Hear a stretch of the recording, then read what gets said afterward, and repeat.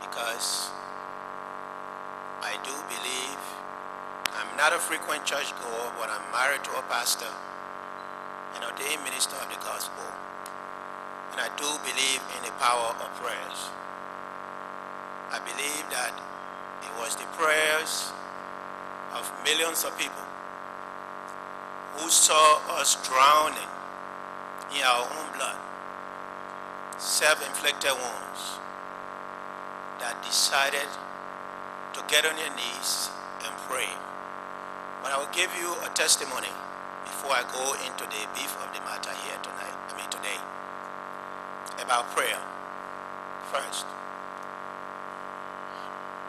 my 9-year-old daughter, who now lives in Houston, Texas, with her mother,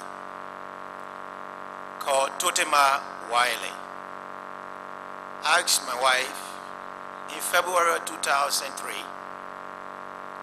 and said, "Mommy, when will Daddy ever come home?"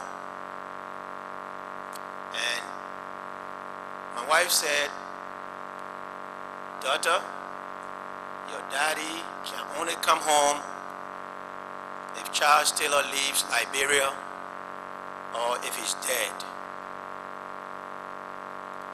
So my daughter did not say anything else. The next Sunday, she went to a huge church in Houston, which was filled with a multiracial congregation of more than 3,000 people, and asked the pastor to pray for her daddy to come home.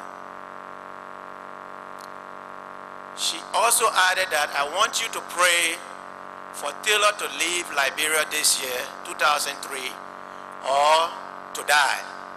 So the pastors were concerned for a 9-year-old kid to come up to a huge church like that and pray, and ask for that kind of prayer. They went up to my daughter and told her that we will not pray for Charles Taylor to die. What we would do is to pray, get on our knees now, for Charles Taylor to leave Liberia in 2003. And the more than 3,000 people got on their knees. I believe God answered their prayer 6 months later,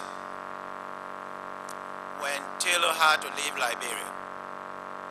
And God has answered the prayers of so many other prayer warriors in this country. So this victory that brought us here to this juncture is not just the victory of the politicians and the armed factions that held arms. It was the victory of ordinary people who wanted to see Liberia become free and green again. My daughter, on the other hand, when she watched CNN and Taylor was getting on the plane, and she called me, I was in Accra at a peace conference, and she said, "Daddy, I see Charles Taylor getting on the plane to leave Liberia. Will you quit the war and come home?" And I said, "Yes, I will do that." And I promised my daughter there and then that never again would I be involved with any armed conflict.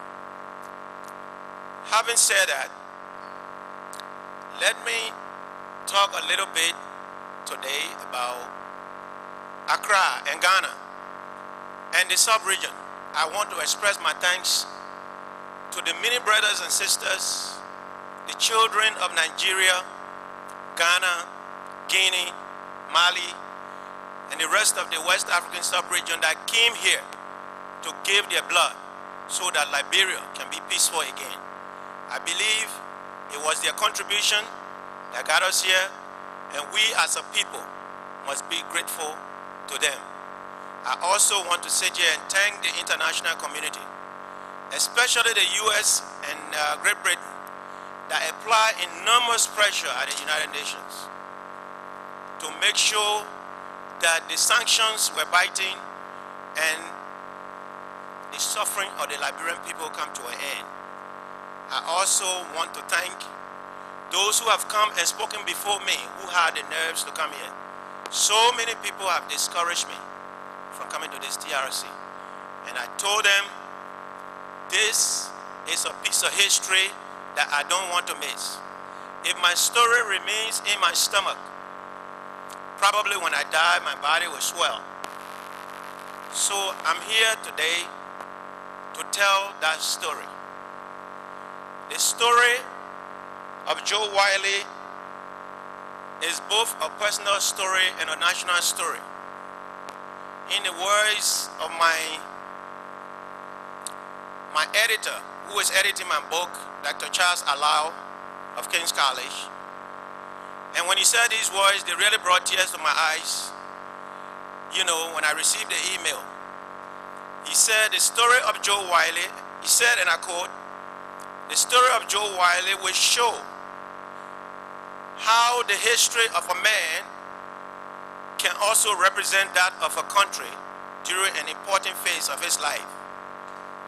I intend to narrate a story from deep inside the Mana River Basin conflict system,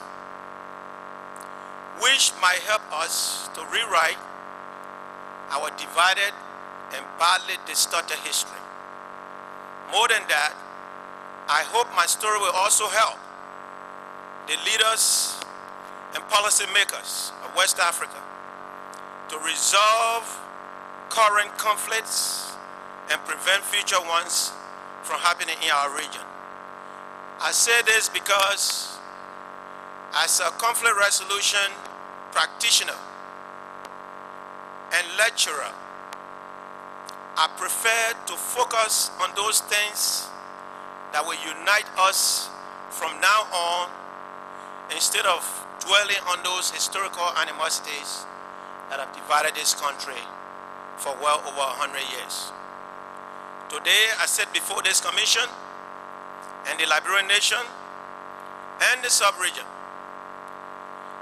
I am being tasked again to reflect on my recent past and my personal role in that past. But after so many learned intellectuals like Dr. Tipote and Famule and our leader and brother Alhaji Krumah, etc., have observed and commented on Liberia, I wonder what is it that I have to say which has not already been said. Let me remind everyone here that throughout history, drastic national illnesses have always required drastic medication. Our country, Liberia, in 1989 was afflicted. The country contracted what I prefer to call a militia virus. A virus which soon spread throughout the Mana River Basin. In this presentation, I will shed light on how Taylor's Tripoli-backed militias were defeated and all their weapons silenced. When the armed struggle was going on, too many people called. They said, Joe, you're not that type to engage in armed struggle. I told them, you know, Antelo used to live in town. There was a vegetation that sent Antelo in the forest. 5 years later, after the war ended, I think many Liberians now understand and appreciate the fact that men of Taylor's mindset leave good men like me with no other choice but to use decisive force to compel him to leave our country and people alone. As a result of my action and participation in the last 3 years of the struggle, the guns are now silent. And we are all sitting here today thinking and talking about rewriting our history. Many politicians and political experts always cite arbitrary rule and dictatorial tendencies, foreign interference, poverty, and the scramble for natural resources as being immediately responsible for many of the wars in West Africa. Such arguments usually run the risk of confusing the remote historical causes of conflicts with the immediate occasions of the wars those conflicts engender. A topology of conflicts in the sub-region will show that conflicts in West Africa are varied and their causes are complex and multifaceted, but they have one thing in common. They are generated, fueled by a combination of local, regional, and international, if you like, external actors and forces. Many questions come to mind when I make that statement. Why did France go to bed, for example? I am trying to establish the regional dimension of our war here. Why did France go to bed with an Arab country to destroy a very pro-Western country like Liberia? And why did the international community at some moment seem helpless in stopping France's activities in West Africa, using Burkina Faso and its children to visit terror and destruction upon La Côte d'Ivoire, as well as, Liberia before La Côte d'Ivoire in the 90s? Is Liberia sitting on some lucrative mineral resources which are badly wanted by some big superpowers? Some of these questions must be answered in order to derive a useful starting point in putting the Liberian conflict into its proper historical perspective. Instead of doing a long memo of my 33 years of political participation, what I intend to do here today, I will give the TRC and its mandate one more year. I'm not going to start from 1979. I'm going to start from 1978, because that was the year I really did enter the turbulent and treacherous Liberian politics.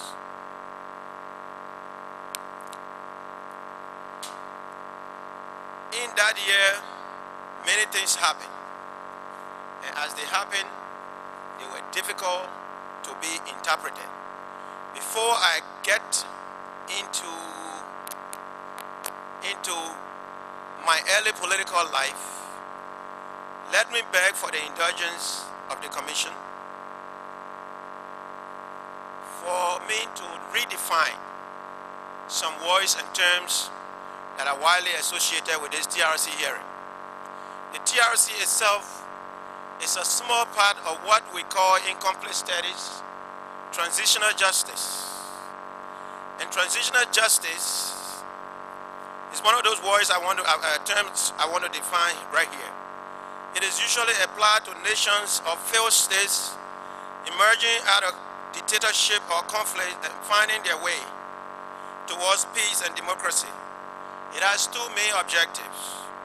The first is to address the structural roots of many years of injustice which lie at the bottom of our conflict.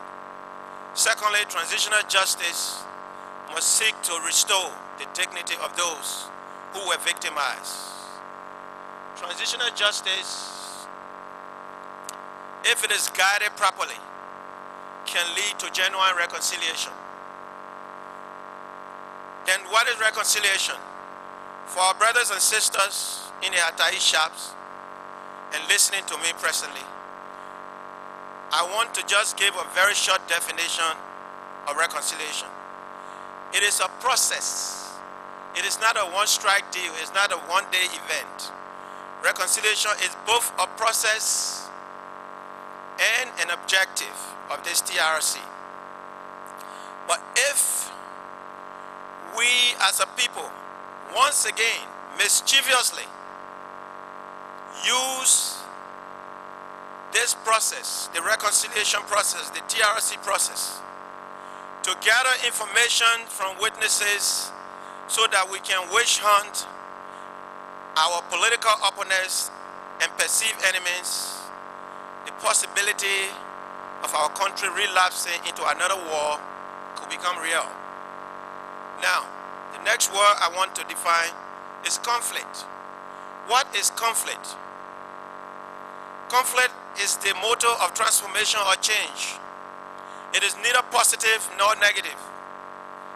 It refers to the intrinsic contradictions in power relations, contradictions which manifest themselves in individual and group interactions with each other in the pursuit of limited resources or opportunities. However, conflict can be creatively transformed to ensure equity, progress, and harmony, or destructively transformed to engender acute insecurity.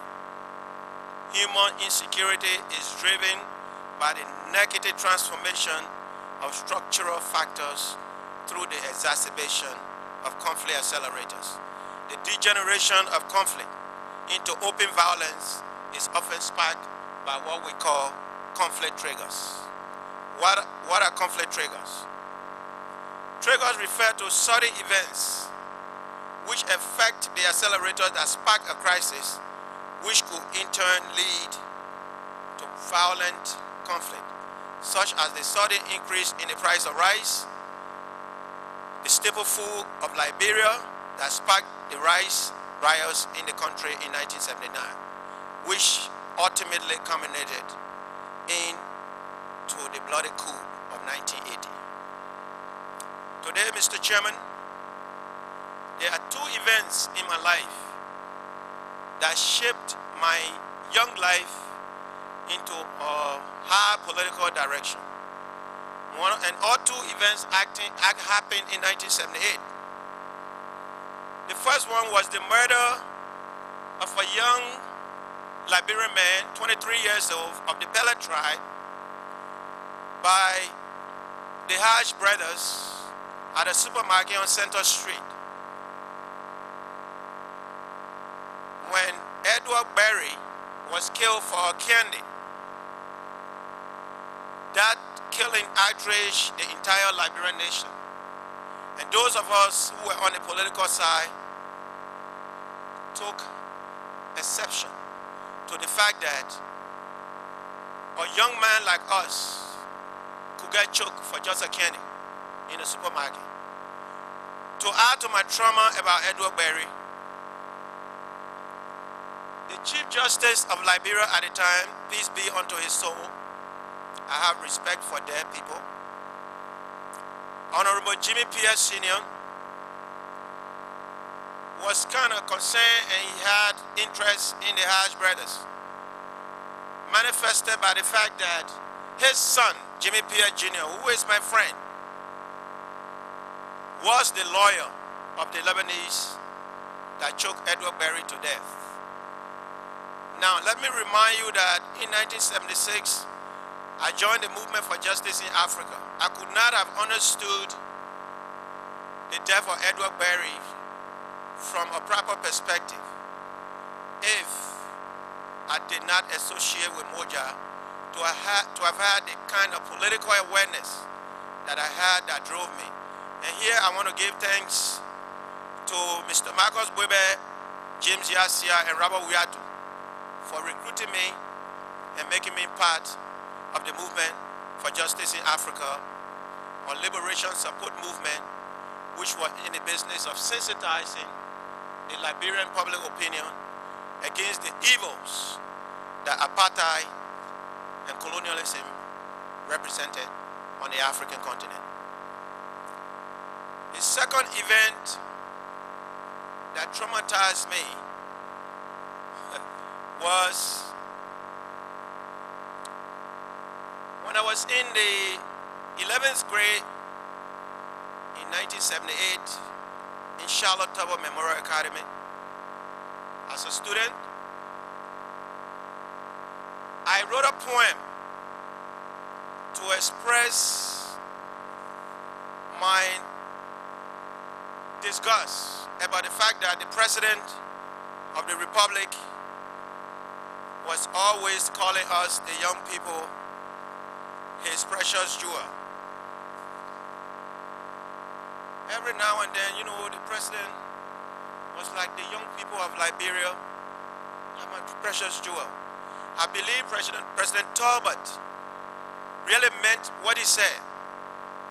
I think President Talbot did more in 9 years than probably Todman did in 27. And so his dream for the young people was real, but it was not practicable under the circumstances that he inherited when he came to power. I was thrown out of my school because I wrote a piece of poem by Honorable Theophilus Sampon, who was the principal of the school I went to. And so I ran up the street to Ashma on this same Ashma Street to Tipote, Dr. Tipote, and told him, look, they threw me out of school for writing this precious jewel thing. I'm in trouble. Tipote immediately assigned the case to Dew Mason. And Dew Mason went to Sampon and said, look, this cannot happen. This kid is a young, upcoming writer, and if his writing was such that you disagree with your master's degree in English, it would be better for you, Theophilus Sampon, or anybody in the system to write something like a rebuttal, but you cannot throw the young man out of school. He has to go back to school. However, after a long tussle, I was allowed to go back to school. And I want to thank Professor Dew Mason and Dr. Tipote again for not allowing Sampon's fear to throw me out of school.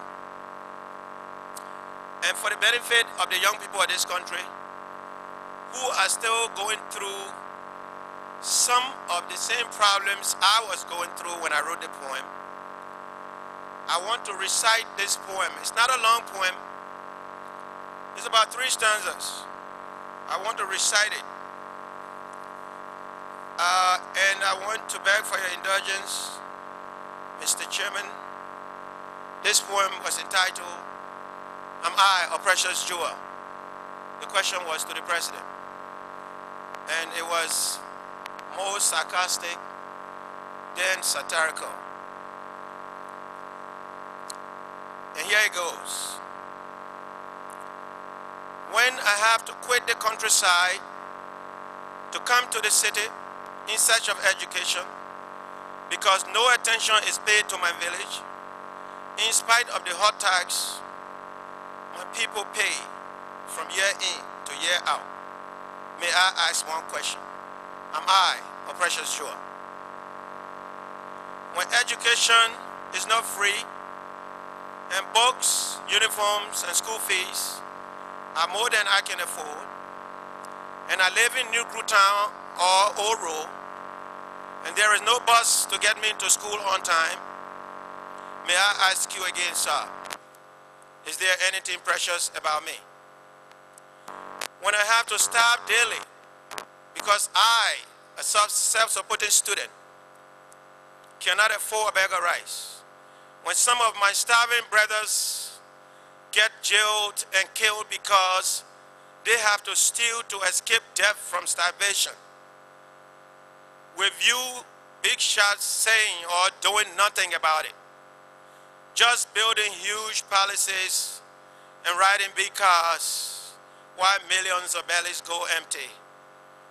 May I ask you a question, sir? Am I a precious jewel?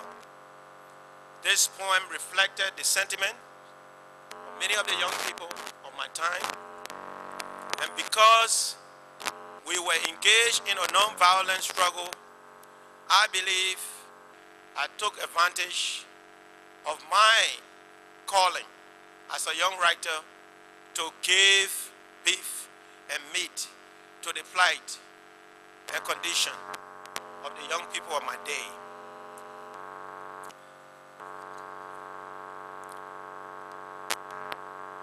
Mr. Chairman, let me say that a little after my poem, it was very interesting that People notice us when we are in a struggle as small children. One of those people that noticed me when I was in a struggle was J. Nicholas Podia. And before I get to Podia, let me say that the April 14 race riots met me in the street that day. The rice riot came about when the True Party or Mr. Tauber decided to erroneously, and I believe Tauber had a very good idea to grow country rice and give our people incentive by increasing the price of the bag of rice from $9 to $16. He had a good intention. But when he did that, the political opposition played on that because it affected the very livelihood of the people. And therefore, the rice demonstration took place. During that demonstration, I was with my classmate called Samuel Tua from Nimba. Later on that day, he got shot. The crowd in that demonstration was initially peaceful that morning as the demonstration got underway. People were singing and dancing, and the whole thing appeared like a festival. But not for long. The government joint security checkpoint and command was based at the Ministry of Defense, the present Ministry of Defense on Benson Street. And police in riot gears were over there. I believe if Tauber had control over the police forces, probably they would not have gone. But there was a big split within the True Party, with the liberal wing headed by the president who wanted changes, who wanted to tolerate power and moja as opposition because that was normal for any modern society. But the extreme right wing of the True Party controlled the police forces and the Justice Ministry. I believe Oliver Bright was Justice Minister then. Chesson had just left. And so the police went in full force to stop the illegal demonstrators. A crowd of almost 500,000 people was gathering. And as they went past by the Defense Ministry, Vanny Dempster, the police director then, opened fire on them. I didn't read it in the newspaper. I didn't hear it from anybody. I was there myself. I had a camera. I was taking pictures on that day. There was looting and a lot of people got killed on that day. Lebanese stores were looted. The barricades were still fresh in our minds. But the looting happened, the shooting went on because the True Party leadership lacked the foresight and proper leadership to have contained that demonstration by letting it happen. On that day, my political consciousness did not allow me to loot. A friend of mine looted a bottle of whiskey, and the only thing I got from that April 14 riot was 3 shots of whiskey that made me a little tipsy. So if I say I didn't loot, I'm lying. I looted. I looted 3 shots of whiskey. However, when I got in the 12th grade, the coup took place. But before the coup took place, I visited with J. Nicholas Podia in PHP. And Podia said, "Pikin, ain't you always selling newspaper for Tipote and Bago Matthews?" I said, "Yes, that's me, Joe Wylie." He said, "Okay. The struggle you have been struggling for long against these people, the words in you, these Congo people, it will soon be over." And I said, "How?" He said, "We'll overthrow the people in 7 days."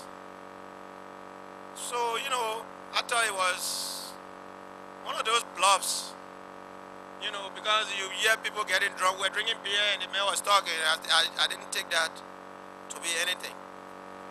Believe me, 7 exact days, I hung on fire at the mansion. I was working at Hotel Africa then. And when the firing started, I woke up and I said, damn, this boy told me, I'm sorry, Mr. Chairman, for my Sunday school language. I said, this boy told me that this thing was going to happen. The shooting went on for some time. And then in the morning, we the curious ones, ran to the mansion. The whole thing was over. I don't know how many people were killed. Few days later, I asked Sandro Moore, look, I want to be a press man. Give me a press card. So when they were trying, detecting ministers, Sandro Moore and I were probably the only two journalists who were allowed into the Frank Sembene court. We got there. I believe the first thing that shocked me was there were no lawyers for the accused. And I didn't know then that, and when I grew up, I started asking, how could you try a bunch of civilians in a military court? You know, so I started, as a civil society, former civil society man, I started asking myself. However, when I look at the struggle in our country and some of the teachings that went on, that, you know, all the social theories, I said, but then the True Party was bound to be overthrown. And probably those who died were paying for the cumulative crimes of their successors. Of course, April 14 had just happened and more than 400 people were dead. This changed the history of our country. 13 million old men were killed. TRC got in power. Later on, the PRC got in power. Later on, the PRC itself started to disintegrate. And as it disintegrated, one of the men who predicted that the PRC was going to disintegrate on the first day of the coup was Dr. Zangba Liberty. He was a professor of history. He said the history of the lumpen proletariat. The lumpen proletariat in our left-wing studies are those people who owe no loyalty to any class. They are only after their own pocket, their alcohol, and their women. So wherever they come near power, they will first go after, when they consolidate, they will go after the so-called educated people in the country. They see them as enemies. So gentlemen, all this euphoria about native woman, born soldier, you guys will be surprised tomorrow. You are going to be victim of the same native woman's son who is a soldier. Dr. Liberty was dismissed. We thought that it was mere intellectual pessimism. So we continue with our celebration, and before we knew it, a few years later, the event that Councillor Verdier just referred to on the university campus took place. Dr. Amos Sawyer, Dr. George Clegg here were arrested and charged with attempting to overthrow the PRC. The students rose up, the faculty members rose up, and Dr. Mary Antoinette Brown Sherman rose up with them. She was summoned to the mansion, and we all were in that struggle with Dr. Sawyer. Alari Tugba, myself, we were members of what we used to call the Young Militant Brigade.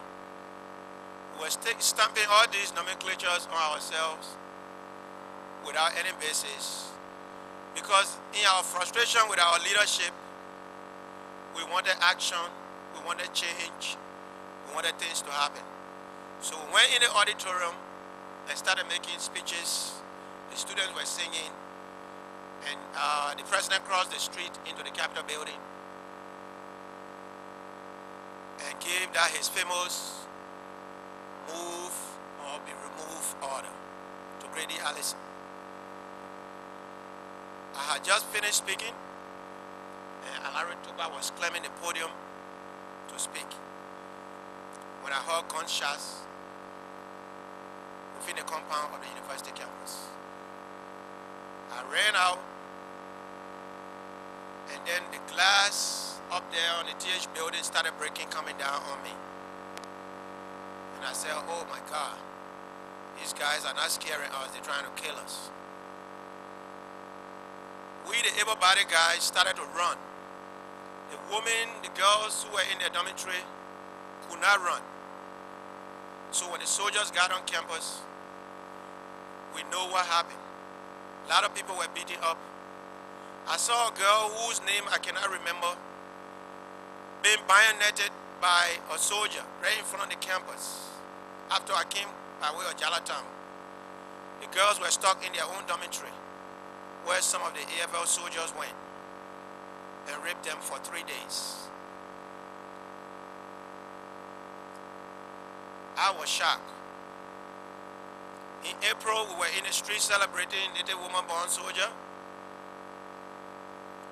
Now the Native woman's son has sent soldiers on our campus to beat us and kill us. I want to say here, Mr. Chairman, as we go through these things, we need to look ahead. Because some of the problems that we face in this country were not brought here by the Congo people, the so-called Congo people. And it is wrong for anyone to blanket all Congo people as oppressors. There are Congo people in this country, probably 90% of them, who are just as poor, if not poorer, than my father was up interior. In fact, in Sino, some of the Congo people were so poor, and the Sabo people used to call them Tabanyine Kui. Tabanyine is Lexington. They said the Lexington Kui is not a good Kui. Tabanyine Kui is the Kui. He said, because how can these people sell basket to live? If these people were so oppressive, if they were part of the oppressive ruling class, why were their children struggling to cross in Kinu to come to school? So these people were probably just like us. And when we go too much on this native Congo divide, we are likely to antagonize some of our best allies in the struggle for social justice and political freedom in this country. So when we are speaking here, I should admonish all of us Liberians that the 14-year crisis affected everybody regardless of your class, regardless of your status, regardless of your religion. I met CDB King Jr. in Abidjan after the war started. I will get to the war later. And CDB King Jr., he went on the street one day, he didn't press his shirt. I mean, the man's shirt was so rumpled, he was confused, he ran out of hotel bill. You know, and Tony King and I were together, we saw the man. He said, but what's wrong with King? The man is like a crazy man. So I went up to King. We talked. He said he wanted to go to Banga and tell Taylor, stop this nonsense. So we'll go home. I'm running out of a hotel bill and everything is hard for me. Later on, I wrote something in which, an historical piece, in which I talk about his father, the late President CDB King, who sold Liberians to Spanish cocoa farmers in Funanipo for $5 a piece. The League of Nations, now United Nations, forced both King and his vice president to resign. So King asked me, Joe, you wrote that thing about my father? I said, yes, I did. He said, you know what? the way I'm broke now, if I had a chance, I would sell some of you native Liberians again to make some more money like my father did. I say, you gotta be joking. Thank God you don't have the chance to put us in a ship and send us to a far-off country. Sooner or later, we found ourselves in the same boat. The regime started chasing us. Both Congo, both former ruling class people, both former Moja and power people, we found ourselves being chased together. Then we came together. Something had to be done. Of course, when I decided finally to leave the country, and I was getting upset with the government because of several things that happened. Later on, I met one of my family. Dr. Family sent me a letter from Freetown and said, Joe, you have to come to Freetown. A few of my friends say, why is Family calling you to Freetown? I said, well, I'm not a magician. If Family wants to see me in Freetown, he's one of those people that I have admired. He's a real, true militant. He's a firebrand. And I have to go, and when I come back, I will tell you why he's calling me. He sent a plane ticket. I arrived in Freetown, took the helicopter ride from Lungi, and he met me and took me to his house on Sack Street. The next thing I know, there was Kuangwa sitting down. So I was already in his bush. I saw Kuangwa. Kuangwa was, after the Nimba raid in 1993, he fled, went to the States, and probably through one of my family's contact in Freetown, Kuangwa came. So I knew something was in the making. Of course, there was another event that took place before I met Kuangwa. I had been arrested in Monrovia before. And then Kuangwa said, look, Joe, we have to move this guy. If he will allow the elections to go on, probably we don't need to do this.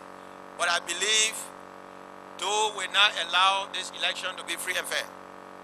I said, well, Chief, I have no choice.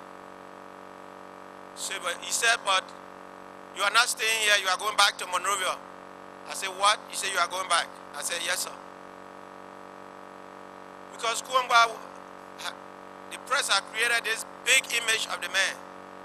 And so there was no way I could look in his eyes and say, Chief, I'm not going back to Monrovia. I said, okay, I'm going. What do you want me to do? He said, go to Monrovia, find out how are the people positioned in Monrovia in terms of, you know, where they keep car at night, you know, how things look. I said, but I don't have a military eye. How would I know which areas are sensitive, people are guiding? And so he said, well, ask some people. So I came in, and I had a friend with the last name, Weedeh. I still don't remember his first name. So I put Weedeh on a mission to find out what was going on.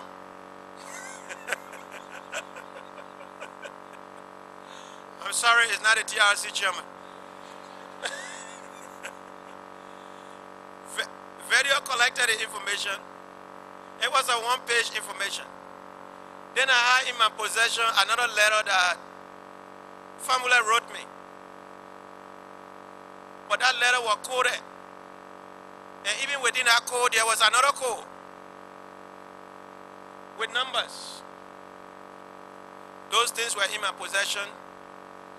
When we arrived at the Soviet embassy, trying to get to the World Youth Festival to see a film, Sylvester Moses, Shlomo Washington, the NSA chiefs at the time, arrested me with Disomo Piwu and my friend S. Bangbayesi Dwako. They personally arrested us. They took us to NSA, and then they started interviewing us separately. First person that came to interview me was Amayuru. You know, he came in, nice looking man, handsome.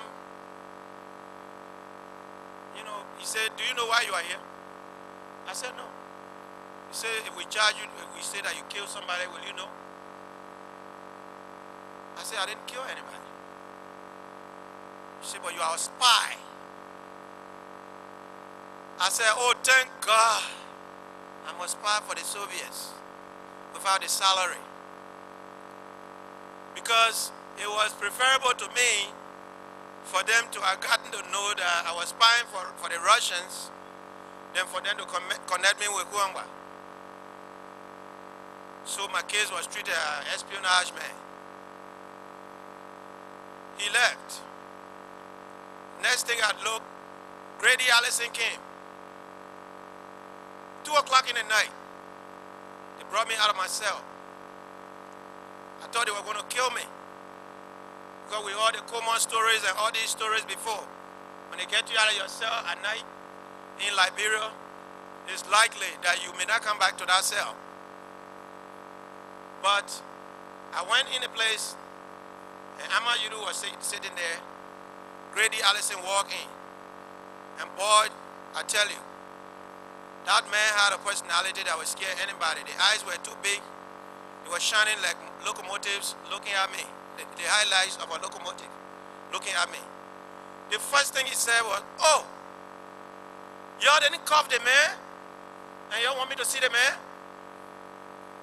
They said, "No, Chief, all the cops, we took them on the field for operation." He said, "No, but I can talk to the boy if you don't cuff him. The security people, Sylvester Moses, told me, this boy is dangerous. He's working for the Russians." So I'm leaving. He got upset and left. He didn't say a word to me. He got upset, angry. But probably the security forces did not have sufficient money or hangers at the time to cuff me. So he left. The next day, they took us to Postaki. And man, the place was stink. I mean, I developed constipation straight, because the stench was hanging in the air perpetually. You know, if you went in a stink place, you would smell it and go outside and get some fresh air. But the air you had was the stench. And there was no room to escape. The walls were so high. And I saw in the other cell, I heard Ezekiel Pajibo. I said, "Oh my God, they got all of us. Ezekiel Pajibo in jail, we are dead." So, the next day, a group of NSA guys came to my cell. They said, "You'll get Piwu, Dwako, and Joe Wylie out." For what? I don't know. It was around 11 o'clock in the day, I think 10, 11. That was July of '85. And the guys said we should go barefooted. I told them, "Look, let me wear my sneakers, man. I'm not running away." The other guys were so scared. I insisted to wear my sneakers. I told them I wasn't moving anywhere if I didn't wear my shoes. So I had a friend and a classmate in that group of NSA agents, and I will not call his name here. Please permit me to hide his name. But his last name is Harris.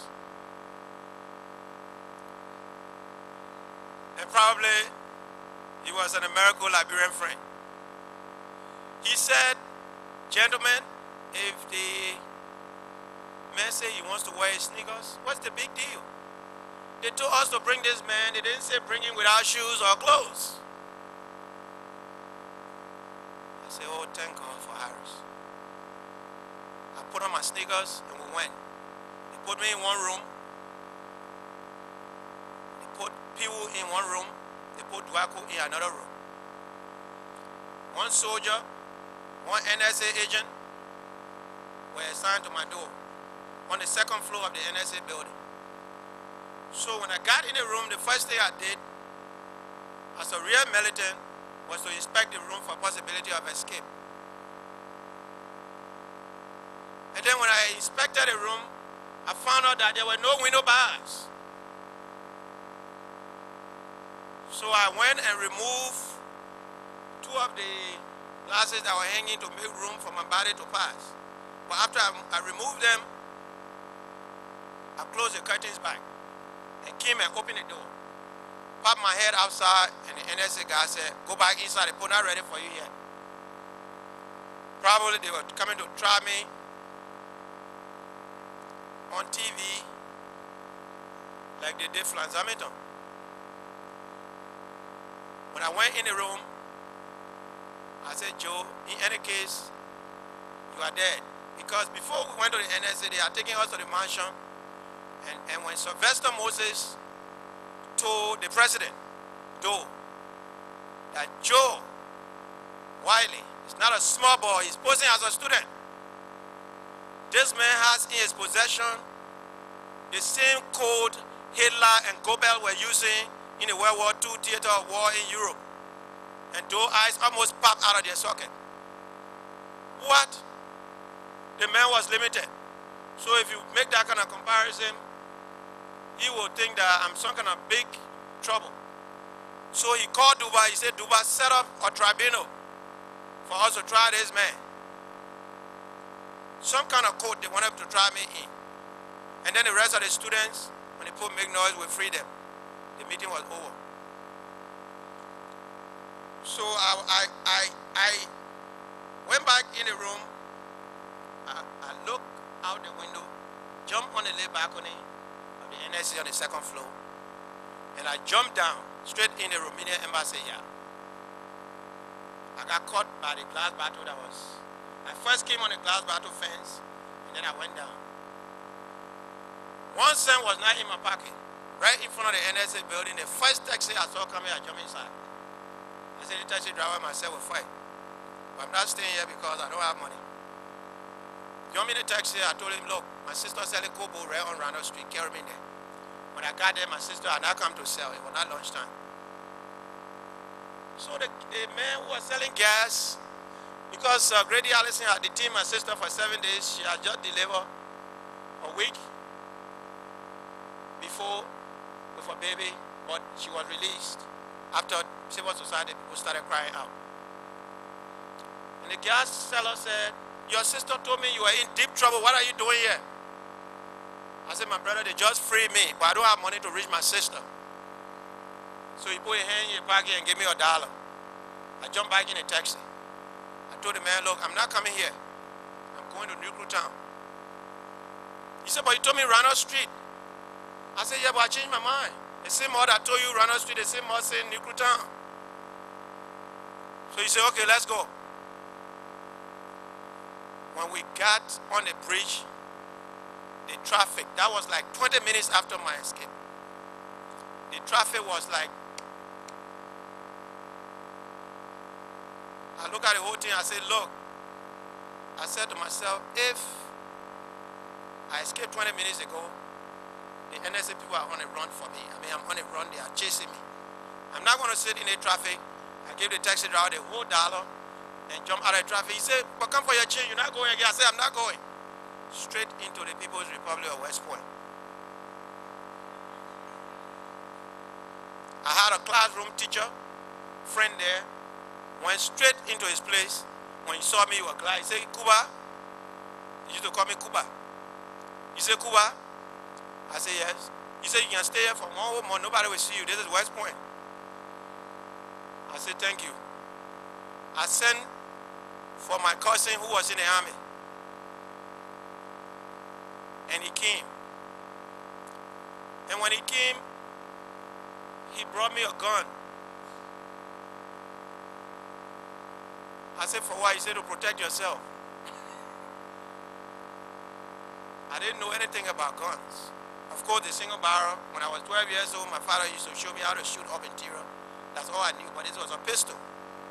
He said, because they are looking for you, when they find you, you will die.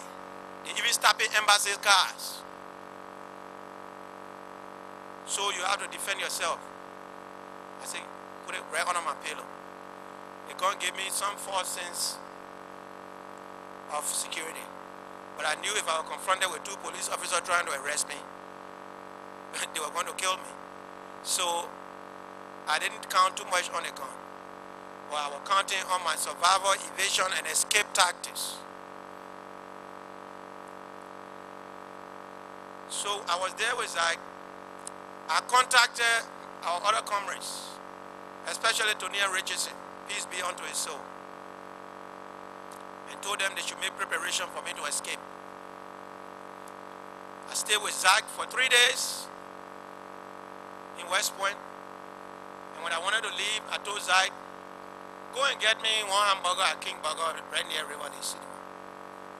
As soon as he left, I left the house and took a taxi. I wanted to cut him off as a tail.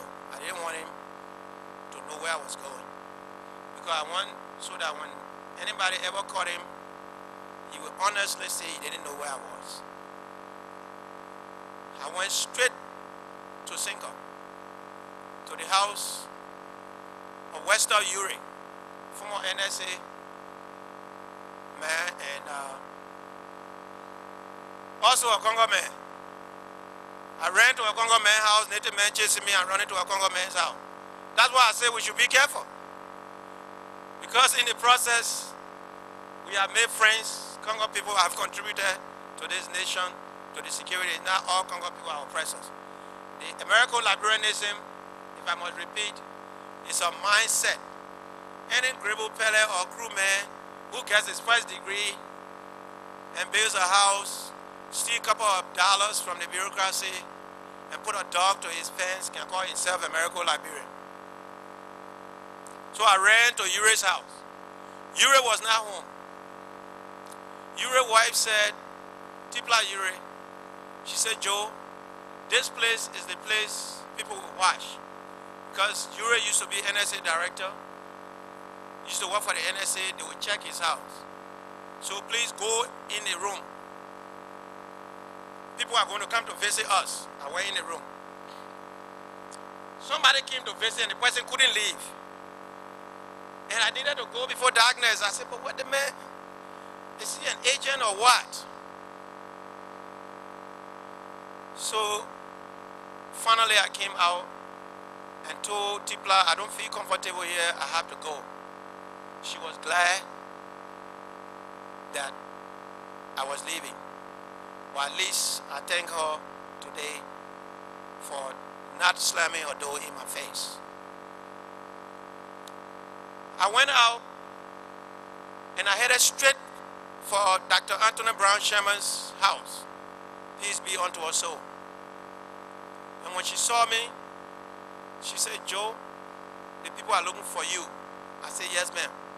I just escaped. I want you to hire me. She took me straight into a master bedroom. And her husband, she went first and told her husband. Old man Sherman was shaking. And I didn't blame him. And the old lady came and said, Joe, you know this country is going through terrible times. I'm president of the university. You know when the Sawyer thing happened, we are loggerheads with the president. So please, if you stay here, it get dark small, then you can leave. I said, okay. So I stayed. Lunchtime, I remember she cooked beans. So she went into the living room. She didn't want the children to know that she was harboring me. So she went there, she cut in food for herself, and she brought the food in the room to me. And I ate. First time I ate a decent meal in so many days. She was supposed to be a Congo woman.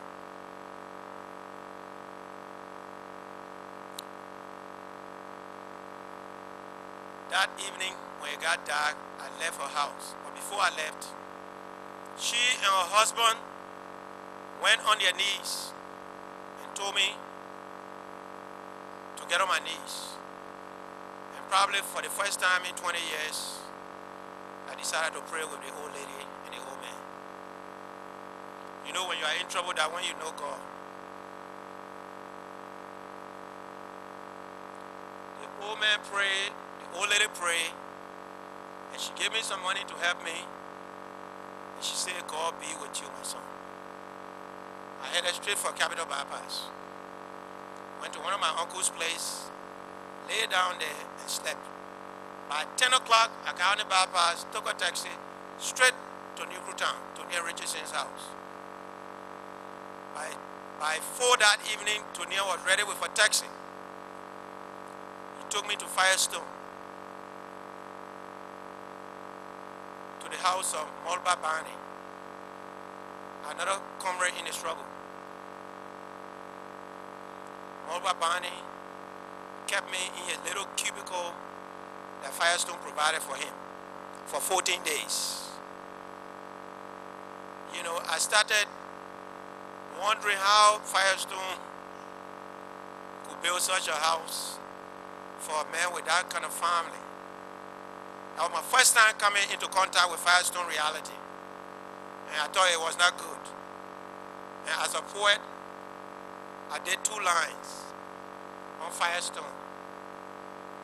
The great Republic of Firestone will continue to milk Liberia to the bone.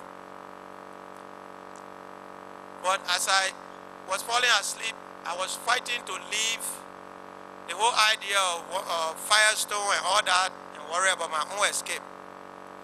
I said, because Firestone will be here for a long time to come. I gotta go.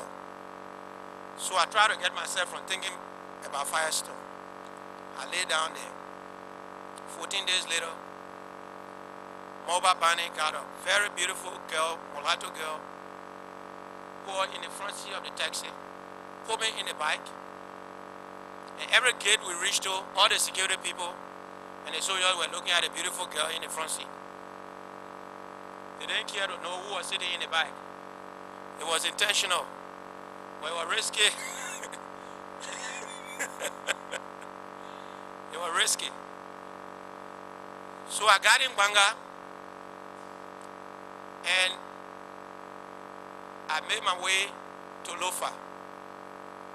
When I got in Lofa, they said border was closed.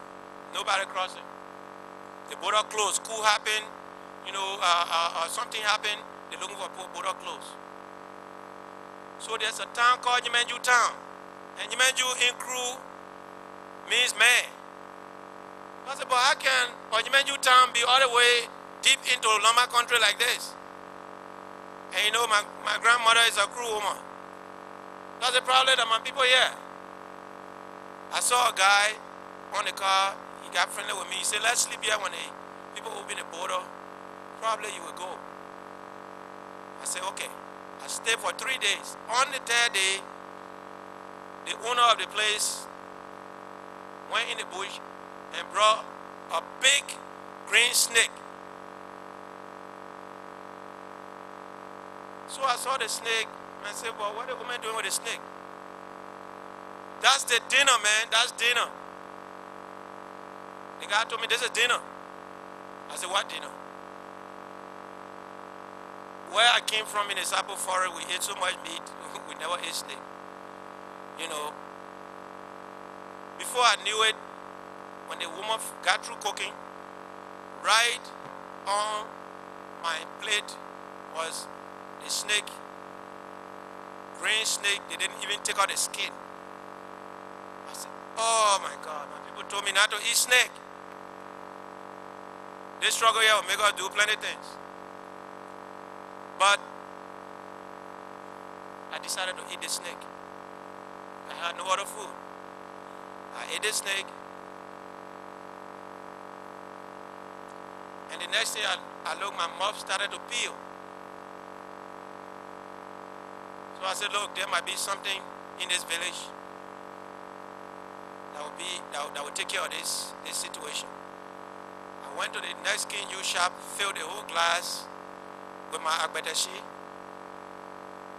and I sent the kinju behind the snake. The snake started troubling me. It stopped troubling me altogether. Kinju neutralized everything. I fought my way and got to Freetown finally. And when I got there, Kuomba had taken a place in Lumley. I went to Kuomba, they were happy, he brought out a whiskey bottle. The next thing they told me, look, you are going for training 2 weeks from now. Training, yes. What kind of training? Military training. Good. They shot at us April 14. They shot my friend Samuel Toa. All kinds of shooting took place on the university campus. Probably I need to do military training because this situation is getting more and more polarized in my country. So God wants me to train for a reason. I decided to go. But once you see the zoo bush, you go in the zoo bush and see the zoo, there was no way to tell the people, no, I don't want to train. So I decided to take advantage of it. The SSD training camp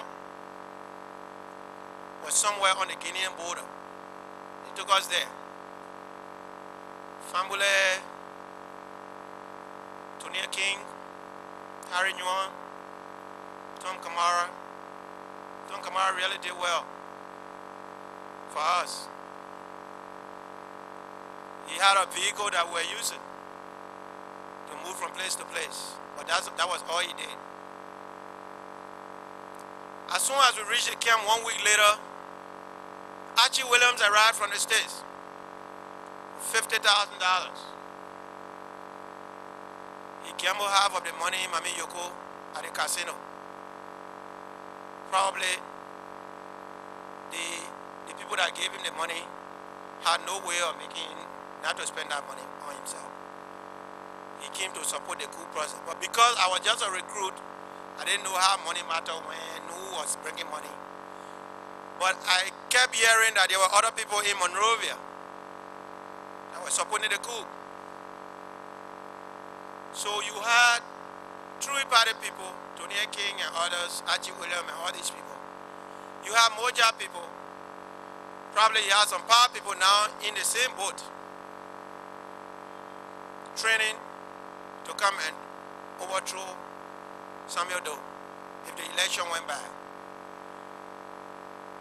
The more the personalities came, I got convinced that, oh my God, this is a lap fallback position.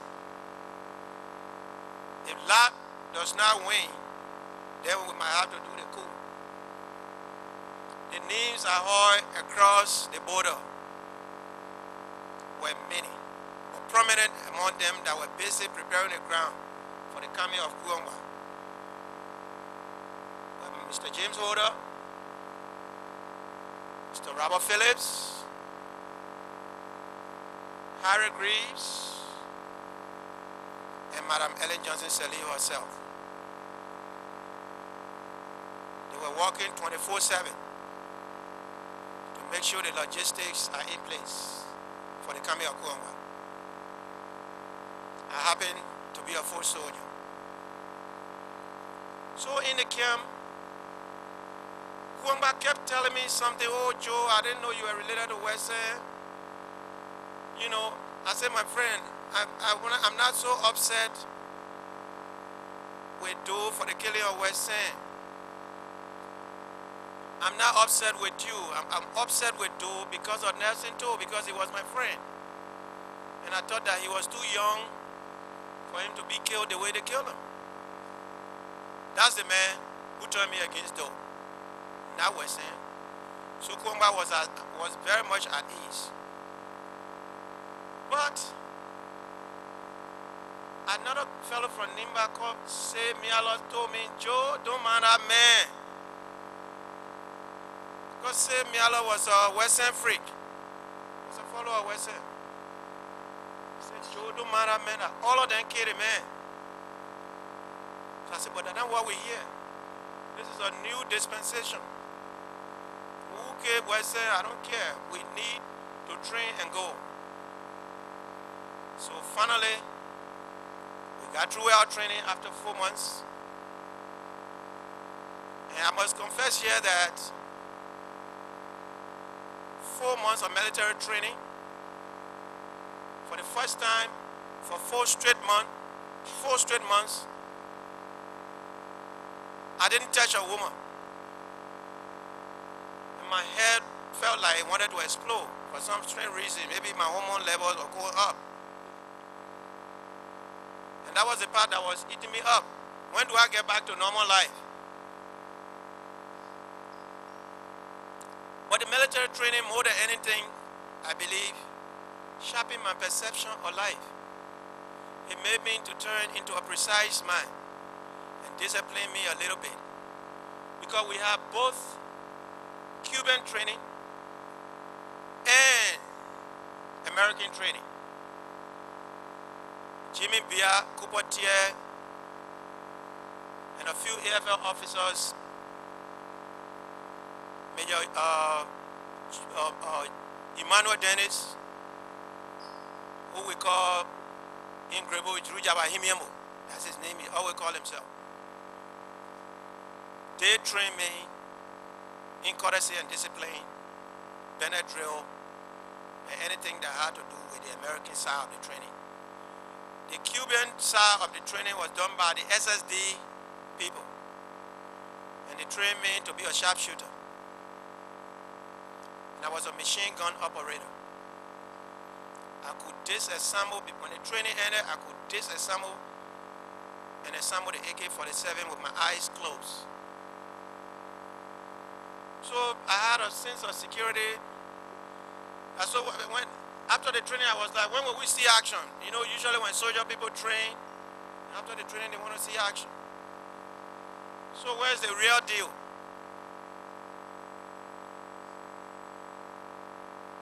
So we went to the border. And on the night of the 11th of April, we sent an agent, Congo sent an agent in town to link up with James Hodder, Harry Greaves, and Robert Phillips that were about to come. Fambula was with us. And I believe his testimony in that direction was truthful. But because I think one of the reasons the coup failed was because you had a mixture of former enemies who were very suspicious of each other. You had the True Party people who Famura didn't really like because of historical reasons. You had Famule who the former True Party people in the thing didn't like because of historical reasons. So in the middle were a few neutral people. When we got at the border, there was a conspiracy not to allow Famule to come in. The reason why they didn't want Famule come in, they thought he was going to overshadow the whole game and take over and probably influence Kuomba. So they didn't want Famula there. I believe Famula didn't go into that detail. But you see, God works in a mysterious way. They were really saving his life because had he come with us, he was going to die. That was not a place for such a huge, fat guy who didn't take training with us. You know, so Famula said when we go, he had a contact with some embassy in Monrovia. If things didn't go down well, he would run in the embassy.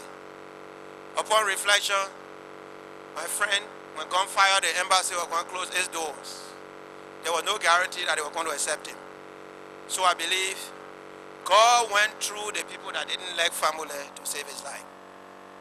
So he stayed, he gave me his red neckerchief. He said, Joe, take this. But the information we had from Harry Greaves and the people that did the intelligence, on the other side of the border, Harry Greaves, James Hodder, and Robert Phillip, was that there are 56 soldiers at the border. And we need only 8 persons to clear the border before we can bring our own vehicles in to get the arms on the vehicle, because the Sierra Leonean government did not want their vehicle with their markings to come into Liberia. At that time, Shaka Stevens, president of Sierra Leone then, and Samuel Doe were not very good friends. I think there was a newspaper story that said that in Freetown, that said Doe beat Nancy and bust her one eye. So when Doe heard about the story, I don't know how they interpreted it to him, he closed his door. But then, on the other hand, somebody else told me something which I thought was a joke. He said also there was some social problem between Doe and Shaka Stevens. You know, Shaka Stevens was an old man, but he had some very young girlfriends. And you know, Sierra Leone is also famous, like Liberia, for having a lot of beautiful girls, you know, out there. It was that I don't know, Binta or Bintu, who came to Monrovia and she had an affair with Doe. And Shaka Stevens didn't like the fact that another president would play with his young wife. And I can also understand from that example the attitude of Reverend Buya's father, who removed his 7 wives from among the Crowns and the Grabos and went to live with the Mandingo people. Because woman trouble in our tradition can become a big trouble. Women are not simple people. For one woman in the Sapo tribe, sometimes 1,000 men will die. Way back. So women are very important. And I grew up to know that. So that might have been the reason why Shaka Stevens, even though there were treaties of non-aggression, but he allowed a rebel group to train, he armed them to come and attack another ECOWAS state. That night, as we dressed to come to the bridge, to clear the bridge, it was black, dark. It was dark, it wasn't funny. The guy, my friend from Nima, Say Miala, told me, Joe, we are 8 and the people are 56 at the border. Probably you and I got less than 24 hours to live. But the kind of training I had just done, I didn't let Say's joke to frighten me. Then I had my little bottle of some Sierra Leone rum they call Sasma. I said, Say, the thing you're talking could be true. Let me drink a little bit of Sasma. So probably when the bullet touched me, at least, you know, it will reduce the pain. So I took my Sasma and we started maneuvering towards the bridge. 8 of us. When we got on the bridge, there was a guy, an AFL soldier. We didn't see him. Well, immediately on the bridge, we passed by him, almost 8 of us. But Lawrence Wales of the AFL orchestra spotted a man behind us. We are all taking prone position. We had drawn our plan. The plan was drawn by Jimmy Bia himself. How to position ourselves, and divided our firing sectors into different sectors. Jimmy Bia, Kupotier was going to destroy the communication set at the immigration place. Go on the Monrovia Highway, take defensive position there, and make sure nobody comes to the bridge while we're trying to bust the lock to open the gate. Say Mialo, Anthony Makui and myself were placed right on the bridge with Emmanuel Dennis and Charles Kamara. And there were a few Sierra Leonean guys that were recruited from Freetown. But all of us had on bulletproof vests. The family bought a bulletproof vest with reinforced steel plates. So Lauren Wills spotted the AFL guy on the bridge. I want to go into detail on this particular issue because it has been a controversial thing. People have misquoted me and other people. Sometime during the propaganda war, even the death of Jimmy Bia was cited that I killed Jimmy Bia by Tom Oyu and all that. So I have to go into, and you have to bear with me, I got to go into the minute details of it. Because it was a firefight. So when Lauren Wills and the AFL guys spotted each other, the M16 in the hands of the AFL guy was already advanced when he saw us coming. But he was too afraid to shoot. So he and Wills grabbed each other. One hand holding a rifle, and the other two hands holding their uniforms, and they were too tight, the rifles were too long for any of them to shoot each other. So they were fighting. As they were fighting, the AFL guy on the government side now, a gun went off, and two red hot bullets flew over Mialo and myself. I said, he said yes. I said, man, those guys will kill us. He said, I said, you don't see how they are fighting and they are shooting? If anybody stand now, you are dead. And as they fought among us, so nobody wanted to leave each other, the guns still started firing. So I said, no, these guys will not support this operation. I went in prone position and opened fire on two of them. They all went down. 3 rounds. But as a sharpshooter, I knew which side my comrade was. And the 3 rounds brought down the intended target. Plus Will. Then Will got up and said, Joe, that you shoot? I said, yeah, I shot him. He said, oh, thank God. I said, you hurt? He said, no. I said, okay. Then stay down. He went back down. Somebody started sawing. They brought a big truck. Robert Phillips was at the bridge. He sent the truck with one Mandingo boy in it. But when the first few shots went off, this Mandingo kid took off in the swamp like somebody running at the Olympics. The boy got scared and left us. He ran in the bush. So the car was without driver. Just then, another AFL soldier came. They started firing. Who to that gate? Who saw in the gate? And he might then said, yes, come, that's us. He said, no, what are you doing sawing again? What the truck doing at the gate? But that was the normal question anybody would ask.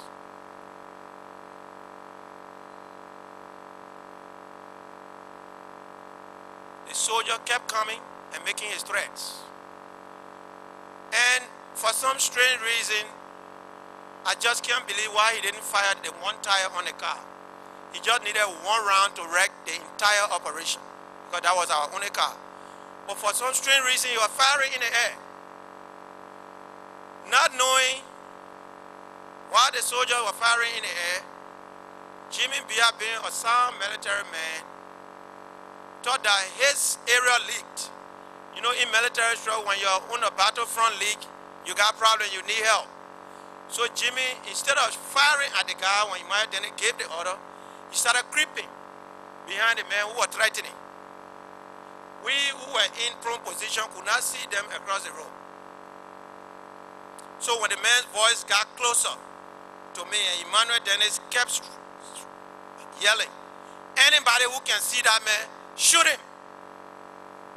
I believe Jimmy Bear should have shot the man. But apparently, maybe he wanted to catch the man with his hands or something.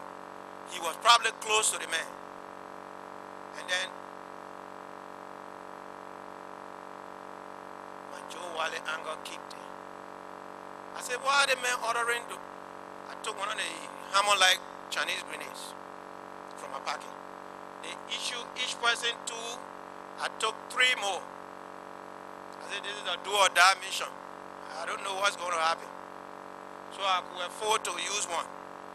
So as the man was speaking, threatening, I was watching for his voice, because you couldn't see anybody even 6 feet away from you.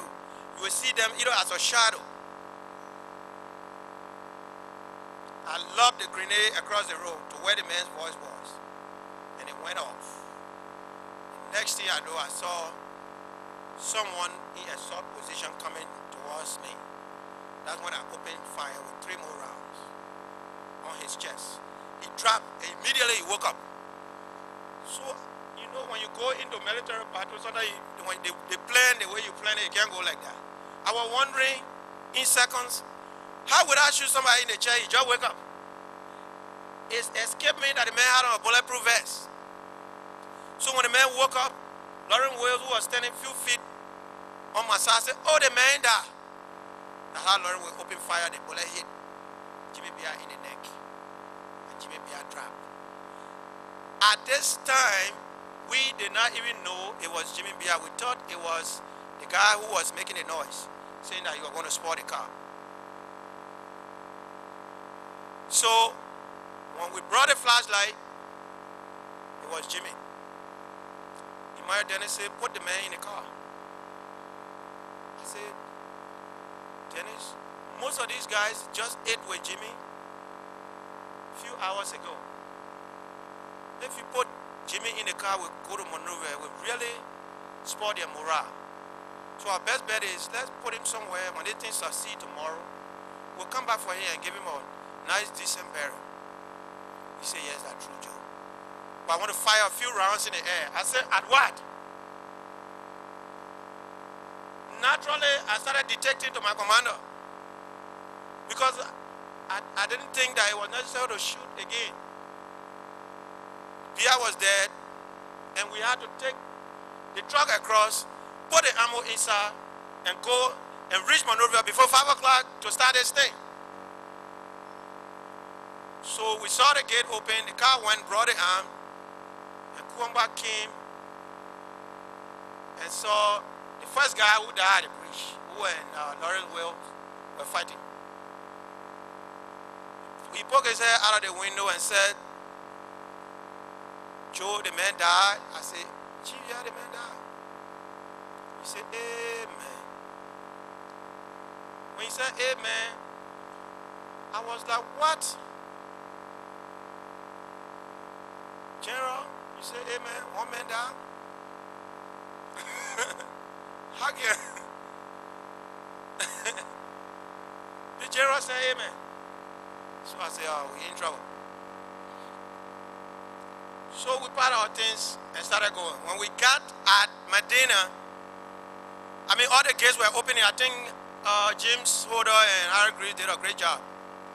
Whether they bribed the people not to come or to open the gates were open. Nobody, any gate we reached was open. Probably the grenade sound drove everybody. When we got at Medina, Harry Greaves, Charles Kamara, a few officers went into the offices of Daewoo, the people that were building the road. Mr. Commissioner, I'm sorry, I'm talking from my memory. I'm not talking by this text anymore. So if I escape anything, you know that in the question and answer period, please let me know. I'm not trying to. And the men, all their cars were filled with gas and everything. The jeeps were ready. Because they were company cars. Before they parked the cars, they fueled them. Somebody gave us that information. And the Korean man wanted to be hesitant. I think one of the Sierra Leonean guys put a gun butt in his mouth. I think he was probably glad to give the keys. After that, we took more than 15 cars We developed ourselves into groups. Cooper Tier headed a group to the mansion.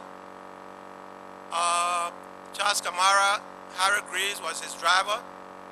They were in a group to take over the radio station. James Hoder was driving Kuambwa.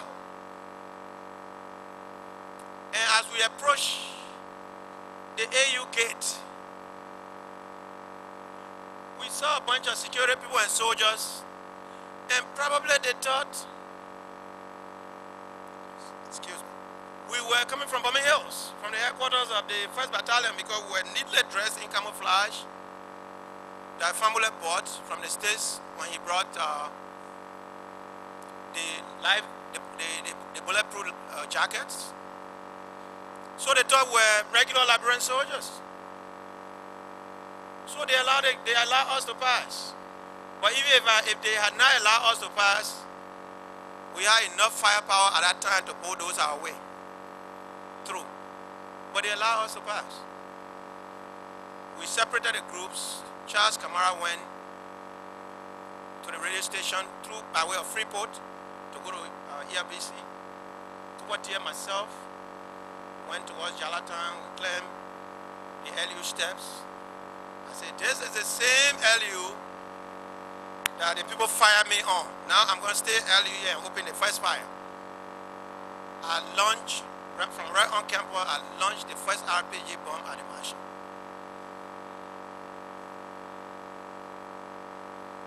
The thing turned around now, we were trying to democratize arms now. People fire at us when we were a student. Now I'm a student, 10 years in college, I'm back. And then the firing started. However,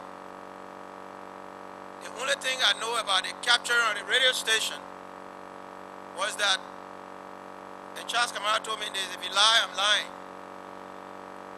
Harry Greaves put on the high beams of the car he was driving, flashing in the eyes of to blind the eyes of the security people at the radio station.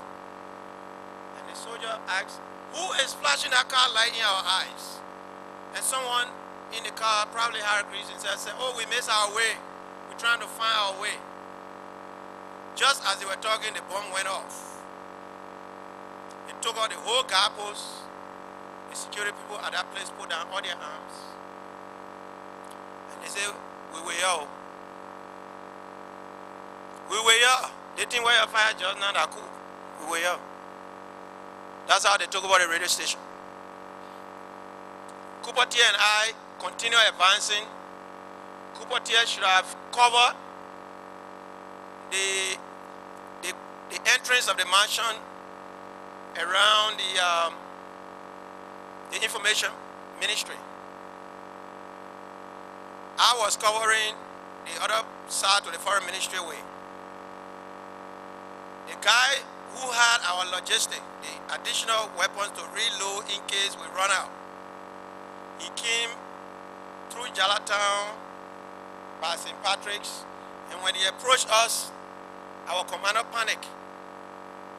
Then they said, who bringing our car? And told about the guy, open fire, fire at our own man. For the second time in the night, we fire at our own man. Then I told him, but we told that boy who was driving the car to come. It was another Mandingo boy that Hoder and Harry Greaves brought. How you fired the boy? You were bringing the logistics. He said, oh, I didn't know, Joe. Before I knew, Cooper Tier left the side on the information ministry and started coming to me. So we pushed deep behind the mansion, Cooper Tier and myself, and I asked Cooper Tier, where is the arm room? You being in this army, where is the arm room? I said, the first thing you want to catch in this mansion is the arm room. He said, the thing way behind there. As we were going, some AFL officers from the executive Menyongai battalion came up and challenged us. That time it was going to 6, like that. And you know in Liberia by 6 o'clock it's still a little dark. So we couldn't see each other, but we could see people in the distance. So we went in prone position, Sierra Leone Ball called Formality and myself. behind the mansion. Kupotia stay in the back. I told him, go and cover your assignment. This is my assignment. The left side of this place is my assignment. The right side is your assignment. And don't shoot behind me. Go on your assignment. So Cooper left. Then the executive Menyongai battalion opened fire on us. Now they were ready to fight. And formality was laying by me and said, Joe? I said, yes. His head just went like that, he was there. And when he turned to me and said, Joe, I saw a hole in his face. The M16 round that these guys were firing, as we bent down, we had on steel helmets, but for some strange reason, a few inches below the steel helmet, the bullet hit formality.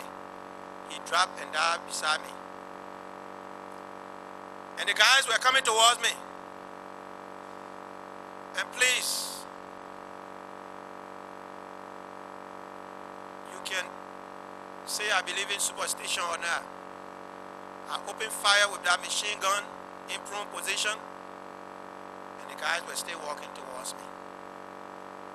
They didn't stop. So they were in a distance, and I thought they were about to seize me bodily. I told the guy beside me, I said, give me that RPG bomb. This thing, maybe they got gun proof. I think they got bomb proof.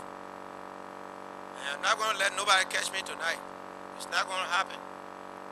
I fired one RPG round, and the soldier's foot was the only thing I saw flying. So I had to retreat. When I retreated, we ran out of our first basic load. The car that was bringing our logistics got fired on. So I said, my man, what we doing? My Dennis. When I looked, Kupotia left me in the mansion and went down Water side. The AFL officers that came in support of the coup, instead of helping us to consolidate the coup, the Liberian police picking job when the thing has not consolidated. They started grabbing job, going offices and sitting down and saying that I'm this one, I'm this, that, I'm that. They're taking job while the thing was still volatile. So I asked them, where is Kuamba? They say he's in a barrack. I said, what is he doing in the barracks?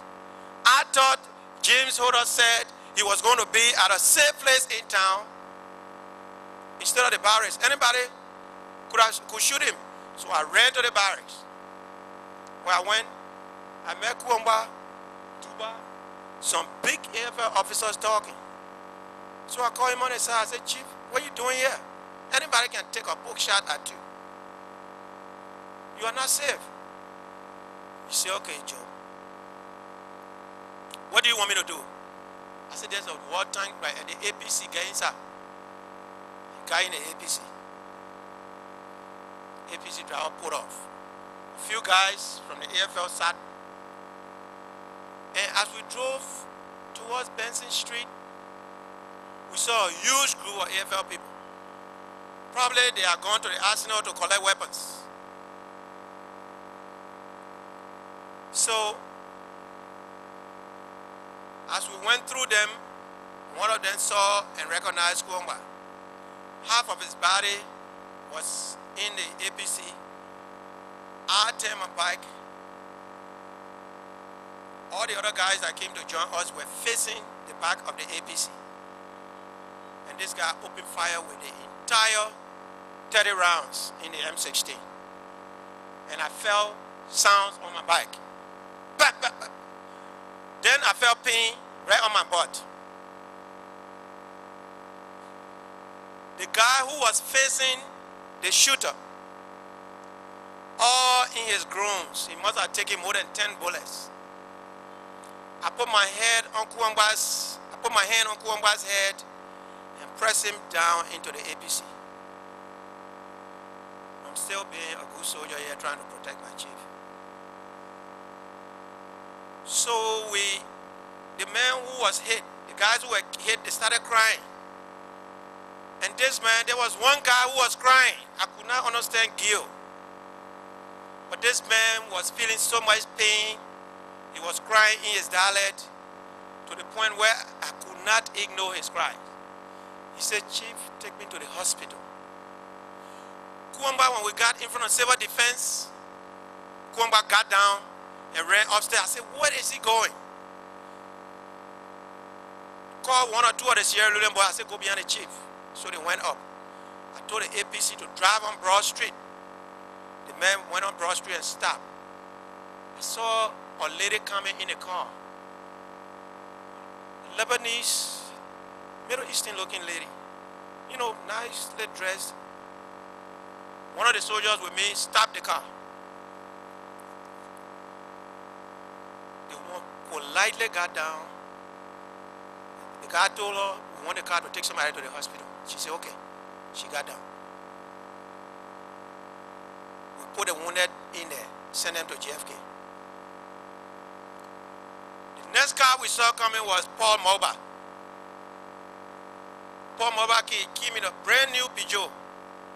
So my bodyguard, that day, he made himself my bodyguard. Another Sapo man called Apollo Jeswen. He said, "Chief, we taking the car from the man." I said, "Yeah." Then the other guy said, "But fire the man. The man won't get out of the car because Paul Moba tried to resist. This guy, this is my property, man. What are you guys doing? You came for door." So they wanted to shoot. And I said, "No, you can't shoot him. You want the car? Take the car. But this man is a civilian. You can't shoot him." Paul Moba got out of the car, gave us the key, and we drove straight to Grady Allison's house, the defense minister, who jailed my sister, who I delivered 1 week before, at NSA. I said, I gotta meet Grady Allison. I gotta rendezvous with him. I went to his house, and Grady Allison took a boat and fled. He was gone. Few soldiers were hanging around his house. His wife and yet I think 2 or 3 beautiful daughters were standing there.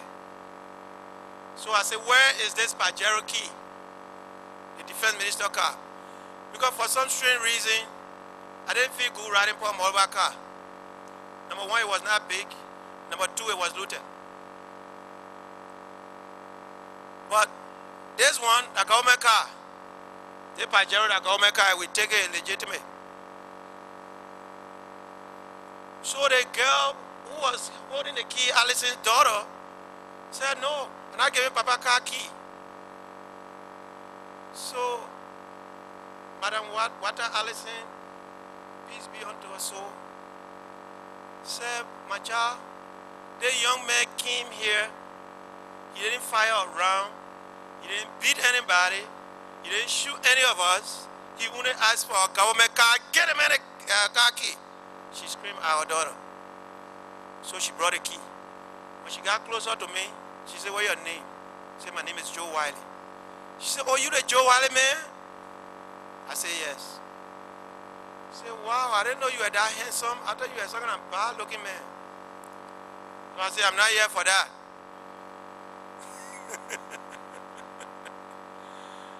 I mean, I was probably like 26, 27 years old, and I was looking better than I'm looking now. You know, after toting the problem of your country for more than 20 years, I got gray over time, and probably I'm now suffering from premature old age. So she told me, "I didn't know you were that handsome." We got the car. Apollo Jeswen ran into Allison's room and got a brown grape. I think some money was in the grape. It wasn't much. Bust the grape open. He said, "Chief, I'm keeping a grape for you." Allah, you were not keeping a grape. I never saw that grape again.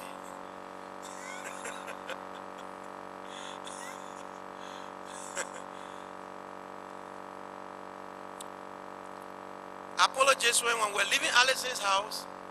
No, first, when leaving Allison's house, then I stopped at Dr. Sawyer's house. You know, naively, thinking that he would embrace me. Sawyer was not there, according to the security, but I knew he was there.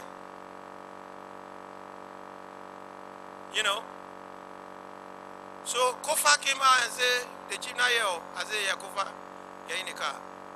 I asked for a glass of water and I drank. I said, my friend, let me go see my daughter. My daughter was 1 month old, Tina. When I left, I went to Popo Beach. Just as I was holding my daughter, somebody came to me and said, Chief, Joe back in power. There was an announcement just now in the radio, on the radio in the car. So, leader, baby, let's go. So I kissed my daughter and gave her back to my brother and left. When I got in town, I thought Kuomba had gone back to the barracks. But I should have been killed during the coup if I were riding a different car. It's the minister's car that saved my life. As I enter the gate, I think around 2 or 3, going to 4, BBC gate, I saw all the soldiers, those were speaking on the air, and I was still looking for Kuomba. I'm this guy, I came from a political background where I have to be thorough and committed. I couldn't leave the street if I didn't see the chief. I went all the way to brigade, and everybody kept saluting me, thinking that it was Grady Allison that was coming in a jeep because they knew the jeep was the defense minister's jeep. But when I passed and they see my red neckerchief that family gave me, and the uniform I had on, they knew it was not Grady Allison, but it was late. I went straight through Motopool. I caught my own sin. I said, I saw enemies. I saw enemies looking at me. The only thing that saved me in the minister car. I drove straight on the bypass. And I told Apollo Jesuen, take this car and go. He said, Chi, where will you be? I said, look at this fool. I will show you where I'm going to be when they catch you, so you bring me there. But I said that in my heart. I said, I'm going to be, you see the house here, yeah. The other house are behind, and the other one behind. When he left, I went in the opposite direction across the road and went down the hole. Took off my uniform. The cabinet list. And most of the people in the cabinet had to tell me thank you. They didn't die because I had a list. Because the list of the military appointee was with Kuomba and his boys. But the cabinet list, I insisted that I'm the only civilian in Moyo. I came from the university. When it comes to civilian cabinet, let me hold the list here. On that list, I don't remember who all names were on that list now, but I know that the finance minister designate, if the coup had succeeded, was Madam Saliv. I was sitting president today. Not President Saliv, Madam Saliv at that time. I tore the list up and threw it in the Do River, took my AK-47, put it on my pillow because I said, why ain't Hardy? When they come, the courtroom will be right in this room. I ain't going nowhere. I slept good. The very next day, my friend and myself walked politely across the bridge. They were searching cars, we were sucking oranges going, and we passed by all the checkpoints. And I went to a lady's house. They called the lady Mama. She was related to the Colemans. Because if I went to my sister's house, I know that would be the first place the security would look. So I went to this lady's house. She said, don't go to your sister's house. Stay here. I stayed with her. The next day, I made my way straight towards Ghana'sville. The chief electrician at the executive mansion, I was dating his daughter. I went to his house. The old man saw me, he panicked. He said, my son, they're killing people, don't be in my house, my son, I beg you, they're killing people.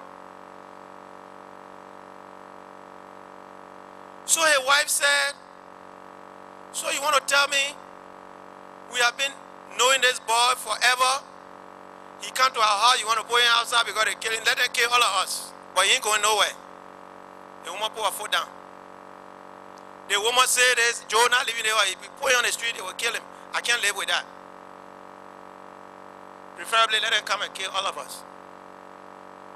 After 2 days, I left.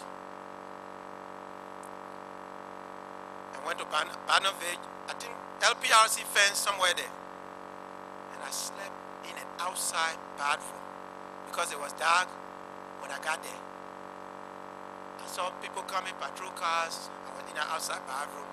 The rain was beating me, but I wanted to survive. When day broke, I went straight to Wylie. Took a taxi straight to Weedeh, Anga. But when I got at the Salala gate,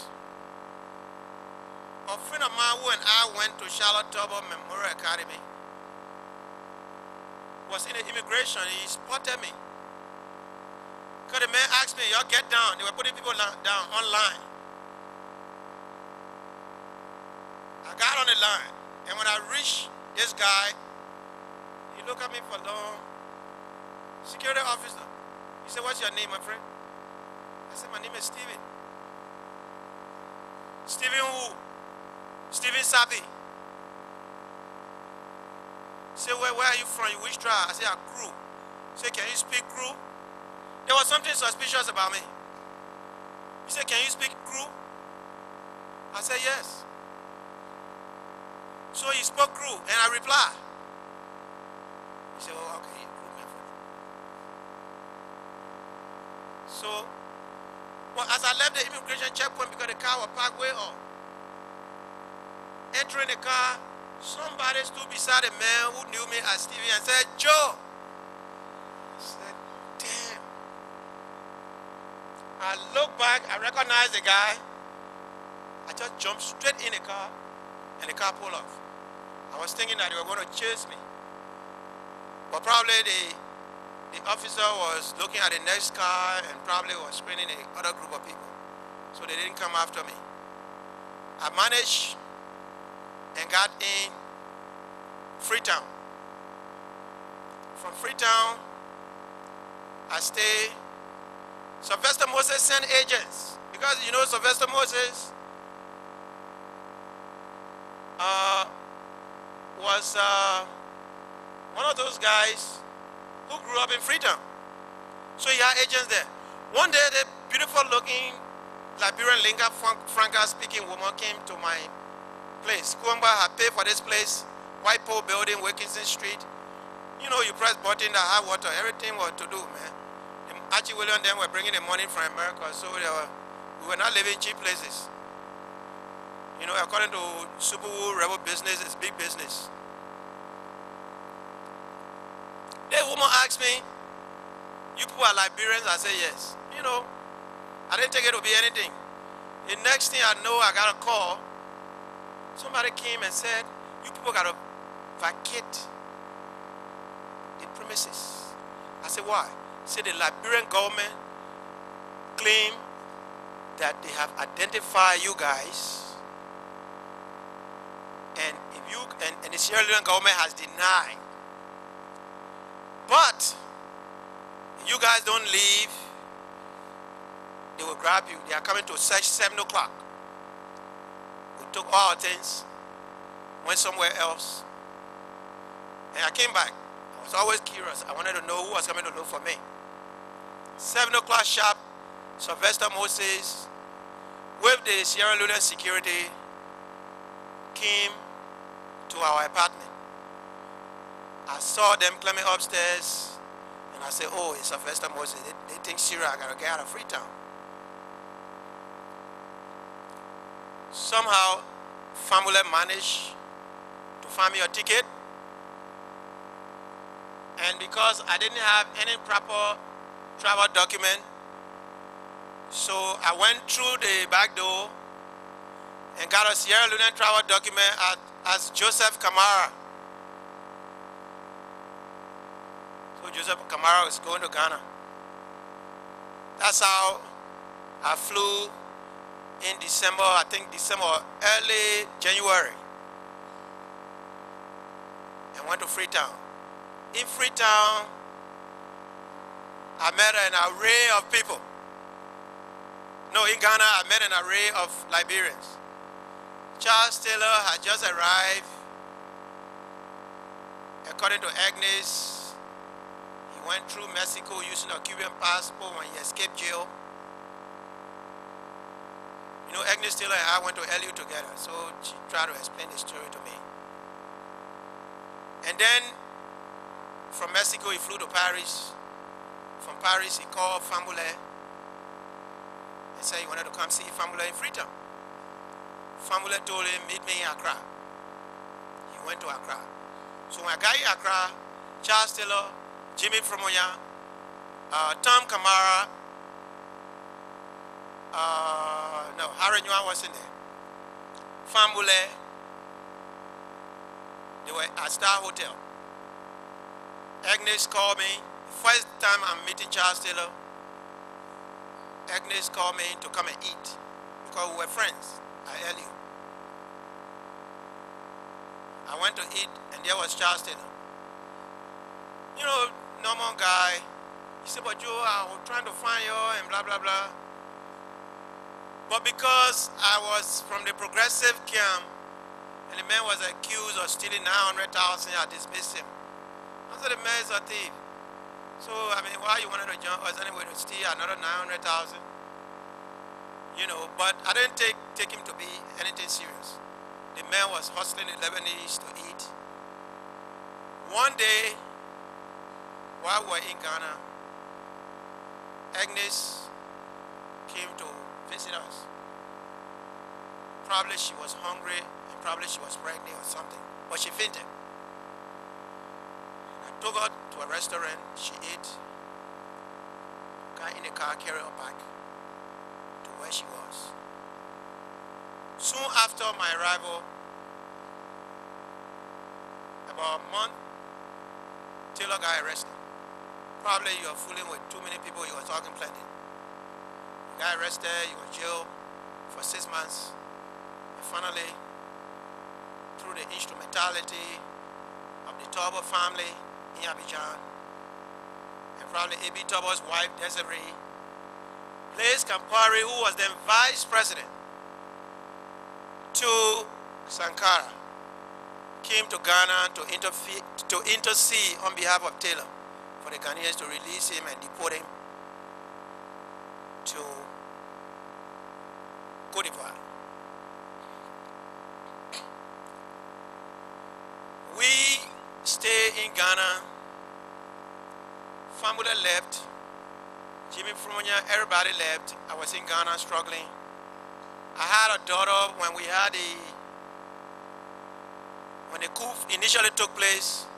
I went to Ethiopia, you know, and I had a daughter over there by a beautiful Ethiopian girl that I was teaching English.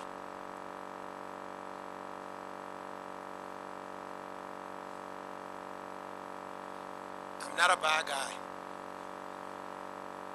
No, this is true. This is a Truth and Reconciliation Commission. It is not a good thing for us to come here and put stuff on the rock. If we could overcome our fear to shoot gun and put our lives on the line, I think before God and man today we should be ready and willing to talk to our fellow. This TRC is our own creation. We opted for it in Ghana. So I must speak the truth. She was probably 17 or 18 when she got pregnant. you know. So I said, I'm going to see my daughter. And when I saw my daughter came back, then Augusta Nyeswa contacted me. The same Augusta Nyeswa who died with your faculty in a car accident. He said, I'm going to Tripoli. I said, for what? He said, I'm a Green Book man. So he joined the Green Book Club, went to Tripoli, and met some Libyans.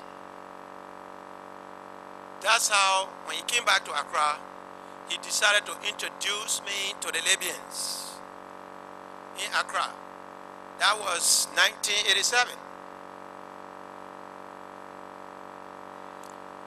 He introduced me to a man called Mawia. Then the ambassador of the Libyan People's Bureau was Abdallah. And the second guy I met that day was Mohammed Talbi. He was the ambassador here probably until recently, or he's still here. They gave me $2,000. And they said they were recruiting people to go to Libya. I said, look, I'm interested. At that time, Famula and I have fallen out. So I was no longer listening to Famula. I was not interested in rhetoric. I wanted to come home. I was homesick. And anything we can do to get Doe out of power, I will go with it. So Nyeswa came and gave me $2,000. He said the Libyans want you to have this. And I said, oh, fine. I sent for 12 guys. I sent my friend Flomo Kokolo, otherwise known as Joe Dokes, with $1,800. He met with a couple of our comrades, talked to them, they signed on and came. And late November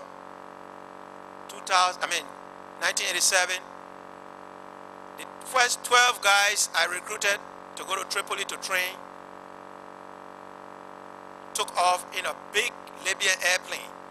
But what was strange about that era was that there was massive recruitment of West African nationals by the Libyans. February had happened in 1985 when not George Bush, Ronald Reagan bombed Tripoli and Benghazi, almost killed Gaddafi. So Gaddafi vowed to destabilize imperialist, so-called imperialist interests in West Africa and other places and started recruiting. And we just fell right into his plan. We were thinking that we're going to do our own thing. Gaddafi was building his anti-imperialist Green Army. What I didn't know at the time was Gaddafi and the Libyans were dealing with Taylor and dealing with me at the same time. I was in Accra, but we didn't know. The only person that was a connection was Putu Mayor. Putu Mayor was with me. So the guys flew to Tripoli. They went in a camp called, I think, Mataba, then to Tajura. In Tajura, Taylor's men were 24. He was still recruiting people through Danane and other places by way of Burkina Faso. I didn't have any more money to recruit any more people. So our whole process got stuck. But the Libyans said the guys I recruited should go and join Taylor, since we all came from Liberia. And the guy said, look, and Famula was right. The guy said Taylor stole money from our country. He's a fugitive. We Liberians, we are the stepchild of America. We cannot have a president that cannot go to America. So we don't want that kind of man. We can't join him. The Libyans got upset. They bundled 9 of the 12 guys I sent onto a plane, seize their documents, and dump them at Accra Airport. When they arrived, it was around the early part of 1988. To be exact, January 3rd, they arrived from Tripoli. Big Libyan cargo plane. When they arrived, went to the hotel, Ghanaian official came, went to the Libyan embassy to give them their passports and other things. A Ghanaian official came by the name of Asasi Jima from the Rollins government. Told us to meet with him, and when we met with him, put us in a bus, arrested all of us, and sent us to a police station close by. We were at the police station, I think, for 5 days. From there, they took us to Oshafo prison, where we ate something called zontoli, a kind of food I had never seen in Accra. Even if I had given it to my dog would refuse it. We all started getting sick. I lost weight until I was 100 pounds. I was only 100 pounds. From I think 160 to 180 pounds, I was like 100 pounds. So the Ghanaians decided to deport us. I think they were holding us because they wanted Taylor and his people to go through with the training. Putu Mayor, Sarah Sifas, and Port Nimland stayed behind with them, and they went with the training, on with Taylor's training. But there was something that happened before the deportation of the men. One of the reasons we rejected the leadership of Taylor. Taylor's men were mainly recruited from Nimba. And on the 28th of December, 1988, they had a ritual in the camp. They killed a sheep and some chickens, and then decided to eat the raw meat without cooking it, to symbolize how they were going to be eating the crowns and the mandingos. So one of the guys who was with me sent a message and explained the whole thing. So I said, but I'm a Sapo man. There's no way I can go to kill crown people or kill any tribe for that matter, because I don't like that tribe.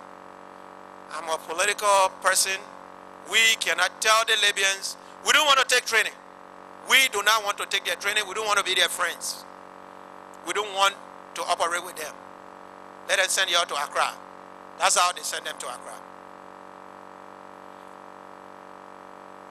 So Charles Taylor and his people did their ritual. We did the people came down from Tripoli and we got jailed. They needed travel documents for us to deport us. We didn't have travel documents. So they took us to the Liberia embassy, the Ghanaian authorities. And you know, Flomo Kokolo met with Famule about that time in Accra while we were in jail. And said, Famula, what are you doing? Joe Wylie, Makumongo, Seketoba, you know, Pete Bamuluku, all these boys are in jail, they are our boys. What kind of vex you vex? You don't want to ask the people to free them. And the statement Famula made was, let them rot in jail. As for Joe Wylie, he think he can do whatever for himself. The other boys, I don't even know them. And when my friend Weedeh came, he heard that, he cried. That was the only interaction Kokolo had with them. Upon reflection, Kokolo explained that story to me. I thought to mention that also. It's very important. That you recruited me from college to go into a coup. and we raged in exile. The coup failed. And Famula will make that kind of statement. From that moment on, I distanced myself from Famula. And we never had a very good relationship then. But he is the guy I still have a lot of respect for. He's my senior comrade. When they took us to the embassy, T-Boy Nelson was the ambassador. They said they wanted travel document for 9 Liberians. T-Boy Nelson said, well, we have to see them. We don't know whether they are citizens of Liberia or not. That's how they took us to the embassy. They were trying to lobby with the Ghanaians to give us to them to send us to Monrovia. The Ghanaians knew if they had sent us to Monrovia, we were going to get killed. So they decided to deport us. And the interesting thing about the deportation from Ghana was that they freed me on the 4th of July, America's Independence Day, and deported me on that same day to Abidjan, to Côte d'Ivoire, with the rest of the boys. So I started thinking, I said, maybe these people think we are imperialist agents. That's why on the anniversary of America, they would deport me on July 4th. So July 4th holds some significance for me. When we got in Abidjan, the first person I met with was Elizabeth Blunt of the BBC. We found a place in the Liberian community. I found my way and started teaching at an international language school. I became a BBC stringer. A stringer is the person who works per work done. The VOA guy came in, he was pretty new. He came from China, Max Ruston. Elizabeth Blunt introduced me. He said, Joe has very good writing skills. You can also use him for background and all that. So I'm working with both institutions and getting some money and making my living in Abidjan. In exile, I could not go home because I was wanted, I think for $25,000 or $30,000 by door. Famula didn't care about me anymore. I was on my own. So we were there, we were in the Liberian community, and we heard that Taylor was coming to start his struggle. While working for the BBC though, I made friends with most of the people who were friendly with Taylor. 1990, 89, Taylor started the fight.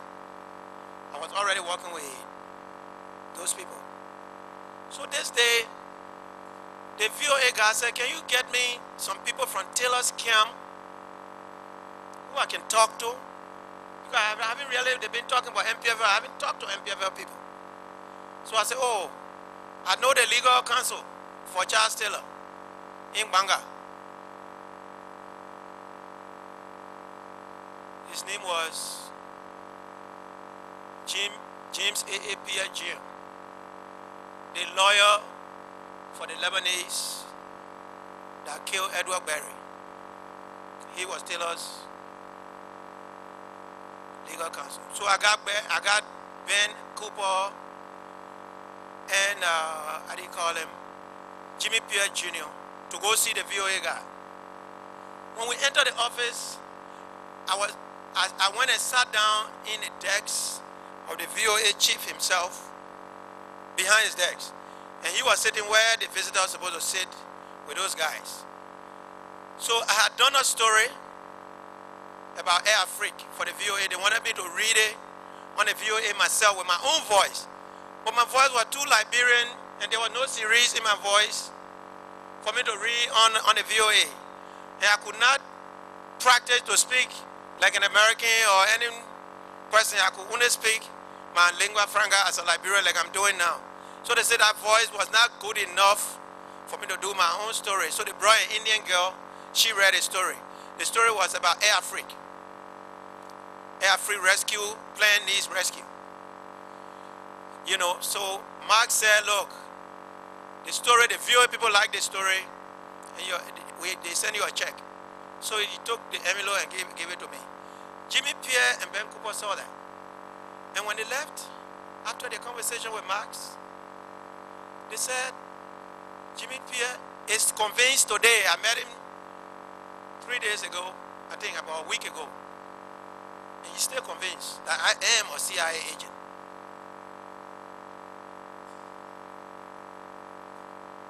Sylvester Moses called me a KGB agent. Now Jimmy Pierre was calling me a CIA agent.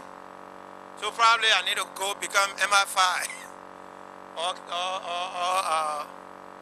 Mozart or something. Jimmy Pierre must, no, it's not Jimmy Pierre. Taylor had his revolution going. Plenty of people started coming in exile. I went to the border when the Butua was hit. Elizabeth Blunt, RFI, and some other telex agency that send news around, APFN, they decided to send me to this place, Danane, to cover the story. So the first few days of reporting in 1990 about, I was reporting to Elizabeth Blunt, and Elizabeth Blunt was reporting to the BBC, reading my story I wrote. The story about the massacre of the Mandingo people in Kample, in the early days of the coup, was told to me by a few Mandingo kids who went for vacation, and when the parents got killed, you know, they fled into Abidjan, into Danane. So I stayed in Danane for a whole week, covering the war. While I was in Danane, Omar Kolu, former bodyguard to Podia, and Taylor, who defected from Taylor, he and Nipimani, they went to Elizabeth Blunt's office and said, where is Joe? She said, I sent Joe to Danane to call the story. They called me and said, Joe. I said, what? They said, don't ever go in that bush to cover any story. I asked them why. They said, Taylor has a blacklist of all the Moja and Power people.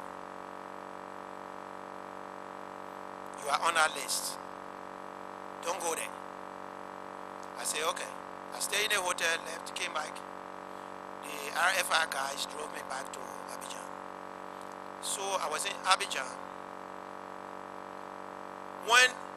In fact, when it was time for Taylor to launch his Christmas Eve revolution, he sent Yebe Dibon to me. He said, go tell Joe that he can't join us to go. Yebe Dibon came, he spent an hour with me, trying to convince me to go and join Taylor to go attack Butua. I said, Yebe? She said, yes. I said, I'm a political activist. The people you are carrying to Liberia have vowed to eat Crown and Mandingo people when they get there. I will not be part of them. And when Taylor succeeds, don't give me a job. I'm not going. Yebe Dibon left. Taylor launched the revolution. And, you know, let me fast forward to talk about the time the interim government came. I'm not going to go to how the interim government came because you all know that story. That's not my story. When the interim government came to Monrovia,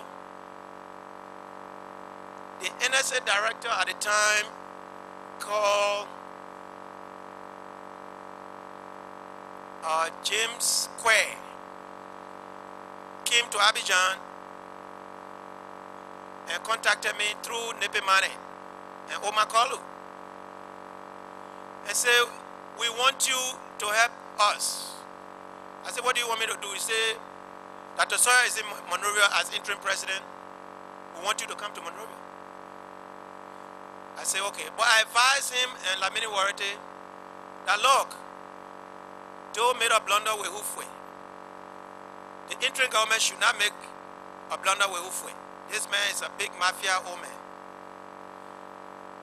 Go and tell Sawyer and the interim government, let them bring the Liberian Peace Conference to Cote d'Ivoire and put the whole thing in Houphouet's hand. Probably this war will not last long because Houphouet might be able to prevail until or to stop the war. So after rejecting Yabba Dibon to come, I decided then I was going to come and beef up the interim government. I didn't want to fight a protracted war. James Square came back to Monrovia, told Sawyer and Omen Peter Johnson. Omen Peter Johnson came, Lamini Warity and I started preparing for the Yamoussoukro conference. That's how the conference went to Yamoussoukro. The interim government sent me some money to come and help with security.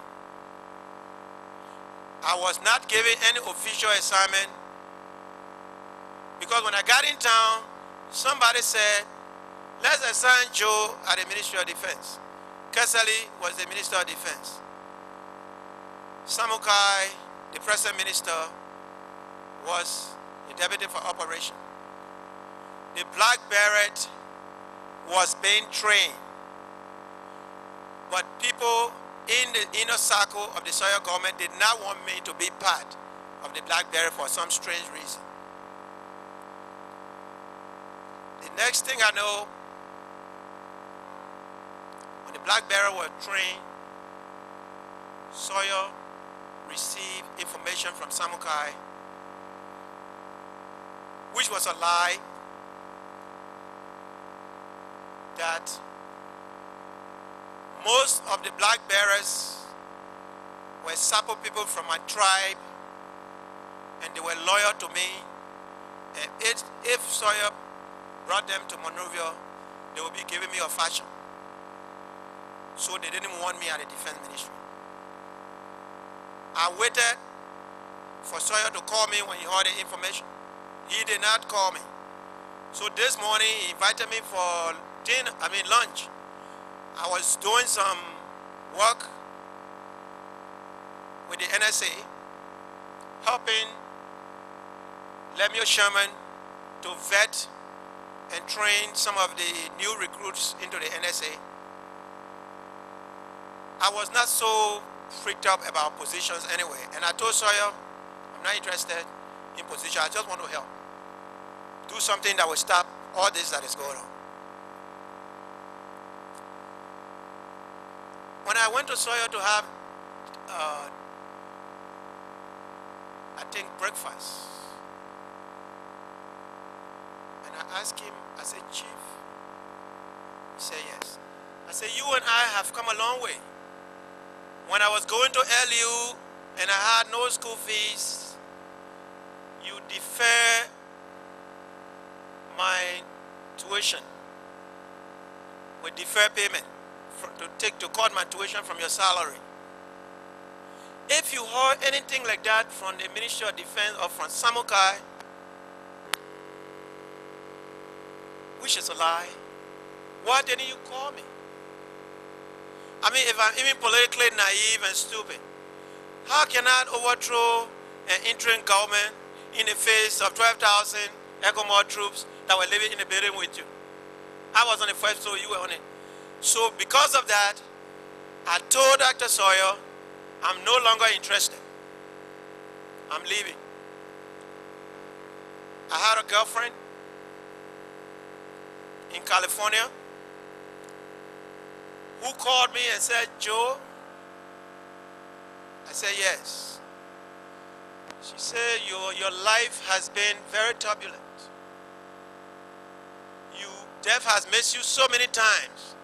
You don't think you need to come to the States and rest? I said, that makes sense. Send me a ticket, I don't have money. She said, okay. 4 days into Octopus, I was expecting the president of the IGNU to call me to say, look, War has entered Monrovia. What can you do? How can you help? He didn't. So I said no. Because if I stay in town, Blackberry will become a faction for me. According to Samukai, it was composed of a bunch of Sapo people and all that, and Southeasterners who were loyal to Joe Wylie. So if I stay in this town, this war swallow up this town, maybe somebody will shoot me. So I got to get out. My girlfriend sent me 2 tickets. One to fly on Air Ivoire to go to Abidjan, and the other on British Airways to go to London, and another ticket to Los Angeles. She sent the tickets, but there was a Blackberry kid that came to me and told me something. He said, Chief, we've been having series of meetings, war is in town. But the people believe that as long as you are in town, they might not give us arms to help defend this city.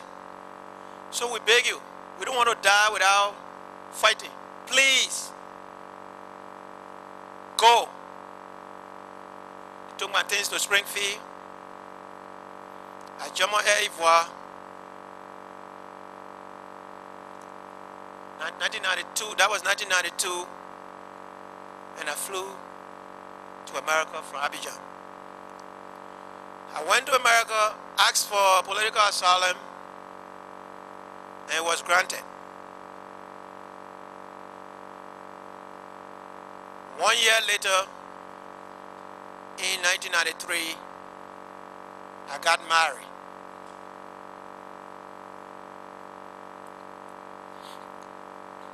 One of the things that happened in 1990 that I don't want to skip was that in 1990, on August 1st,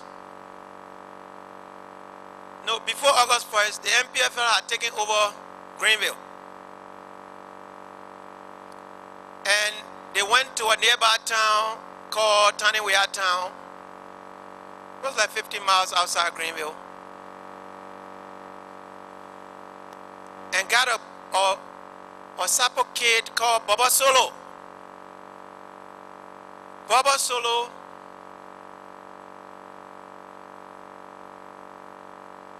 was told by one General Noriega, his real name is Moses K. Guan,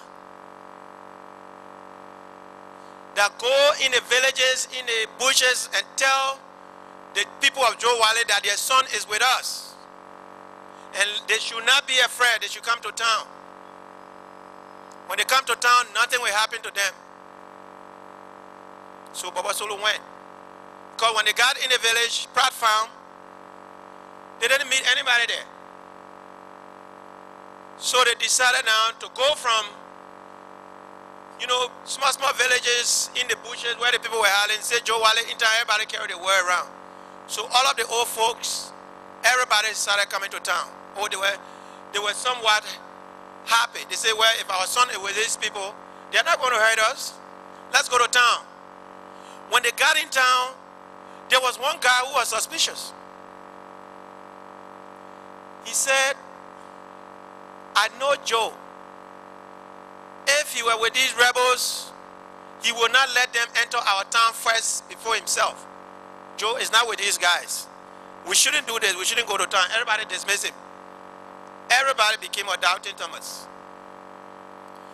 So the people came to town. Noriega asked them, his men wanted to eat. They cooked. The women cooked. They ate. And they said, let's assemble on a road to meet Joe Wylie. He's coming from Greenville. That was August 1st, 1990. And when the people assembled, Noriega issued order and opened fire on them. They slaughtered almost 70 people on the spot in my town. That's my family town. My cousins, my uncles,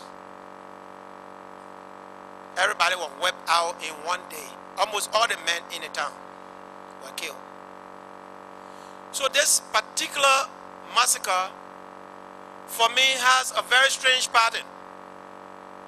If you meet people in town and you decide to do bad and the troops just get in town and open fire on people, that would have been different. But to send somebody in the bushes to come, it means that there was some real motive or intention to it. After they killed the people, Noriega said no one should bury them. They should stay there and remain rotten and get rotten. And if anybody bury my people, they will be shot. According to one of the survivors, Frances Wylie, my first cousin, was 8 months pregnant. I think 8 or 9 months pregnant. She was shot. She died. The baby in her womb fought for almost 3 hours before the baby was fighting in the lifeless body of this woman. And all they needed to do if they had a hospital was to rush her there and take the baby out using a doctor. There was no hospital. Nobody was allowed to touch them. The baby died in your mother's stomach. They took more than 15 women, young girls, to Taniwea town, from my town. They kept them there for 2 years as sex slaves. Joseph Wylie, my first cousin, daughter, gave birth to 2 children while she was in captivity. One of them died before she could escape 2 years later. The rest of the women, when they were leaving, they took with them to Nimba. As we speak, Mr. Commissioner, Chairman of the Commission, as we speak, some of my family people are still in captivity 18 to 20 years after the fact. They are not dead. Their names have been changed. They are women, they got children from their captors, and they are there. But probably my family people were not the only people that were taken there. We have had 2 peace processes in Liberia, 2 disarmament.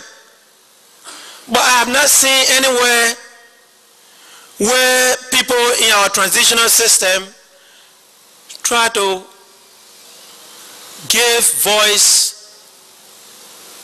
to the abducted people who remain in captivity today as we speak.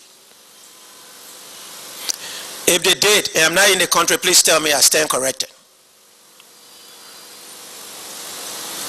The reason why I said that it didn't just happen in my town is because my sister was in Lofa Bridge, ran from Monrovia.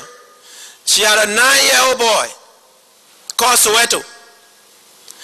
And when the MPFL attacked Lofa Bridge, Soweto was taken and turned to a child soldier. That was 1990. Soweto was taken to Nimba. His name was changed to Junior Dan. So he went as Junior Dan. For 30 years, we thought Soweto was dead. I named him Soweto when my sister gave birth because of the struggle. And one day, Soweto was sent to Danane for fuel oil. And then something spoke to him that your parents will be worried about you. He just suddenly started worrying about his mother and what the rest of the family people will be thinking 13 years after his captivity. So he went to the UNHCR people there and explained his story in Danane. and said, I want you to take me to Monrovia, to Mama. Of course, Soweto's father was also killed by the rebels. He was a police officer from the LMP. His name was David Swat. Soweto was brought to Monrovia and turned over to his mother. Soweto is in Monrovia with us today. But there are many others.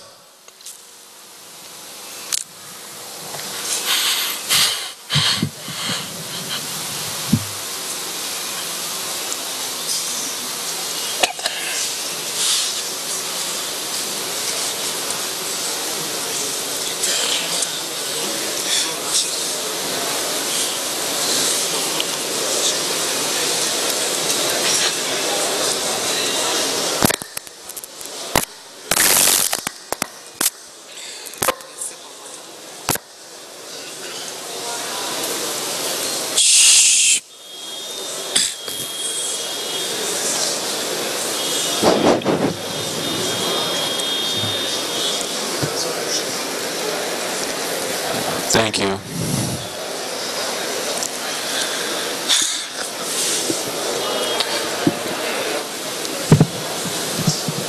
Silence, please.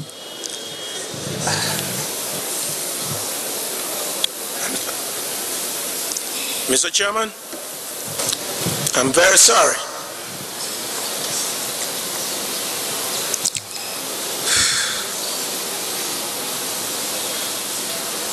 We understand, Mr. Witness. Take your time.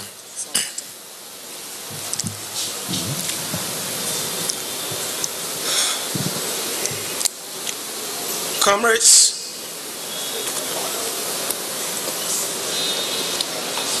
I'm very sorry.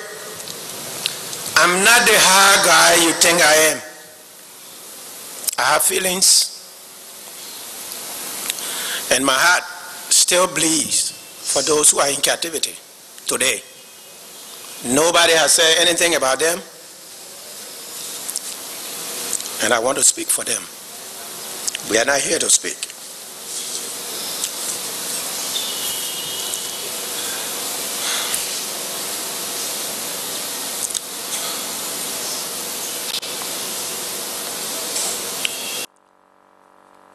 Big boys are not supposed to cry. I can't help it. I'm sorry.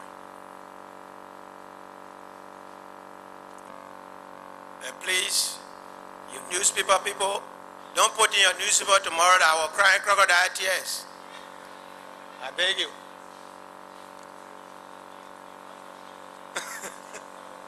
Yeah, they know, oh, Joe Wylie was crying crocodile tears.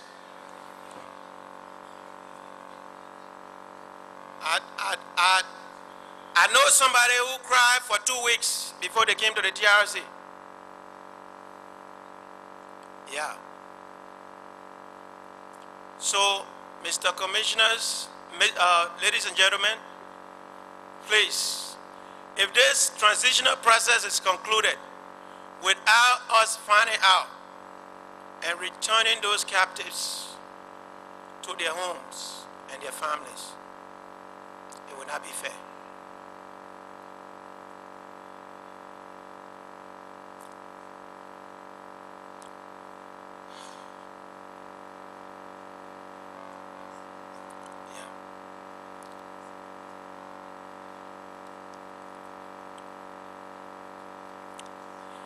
In 1993, General Noriega, who performed the same massacre, sent people to Pine Town. Before he did that, let me say this. He shot and killed Father Desmond Kwashi, a Ghanaian-born Catholic priest who was in the business of educating our young children. Then his troops went to Pine Town and shot my mother. My mother was half blind, and when the shooting started, everybody went in disarray. She ran towards the rebel who was shooting anything that shook. Killed my mother. Titikai. In that same year, my father, who had been hiding in the Sapo forest, Mr. Robert Wylie, decided to come to town to see what had happened. It was difficult for them to trace him and my family in the forest. When he got in town, all our houses were burned. His brother's house, Harry Wylie's house, was burned. So the first thought that came to him was he would go to the rebels and demand to live in his town free or they should kill him. But then again, he called himself. He didn't want his wife and family to be looking for him. So he went back in the forest to let them know.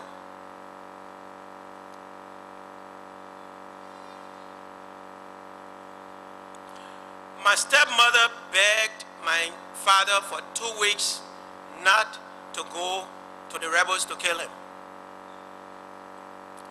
My father was this guy who never beat me one day. I never saw him get angry or anything. So for him to have taken a decision to walk to his own death, he was really hurt. He was tired. I was in Minnesota, attending a house party thrown by Little May Banks, dancing my tail off, when Samson Kuya appeared at the party, uninvited. And Samson Kuya said, "Joe, I didn't see you for a long time. Where you been?" I said, "You know, we're in a struggle." Samson Kuya came to tell me about my father and my mother's death that day. I did not know that they had died. But I was so happy. I was dancing the man, being a Sapo man. You don't tell people death news when they are happy. And you don't tell people death news in the evening. You do it in the morning. So he sat there until 5 o'clock. And I said, "Something? You're not dancing. You're not trying to catch any of these girls. What are you doing here?" It was a whole bunch of girls. It was a girls' party that the girls invited me to. So he said, "No, I see you for a long time, so I just want to be with you." So I said, "Okay." We went home and he gave me the news that my father and my mother had been killed. I received their death news the same day. I don't think there are many people in this hall who have done that, who have had the experience that I'd have had to have your father and mother died, and you get your death news the same day. There may be a few people. During Octopus, my younger brother, Henry Wylie, who was, I think he was a senior student at the university, trying to graduate to go to law school. My other brother, Maga, and City Boy were also killed by the IMPFL in Douala.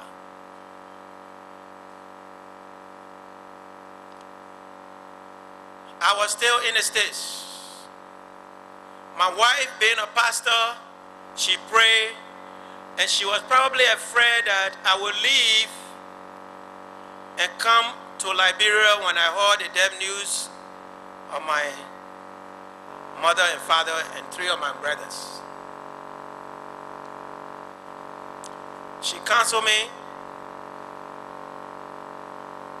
and you know, God has blessed me in a way. When I went to the States, this day I'm not a church going type.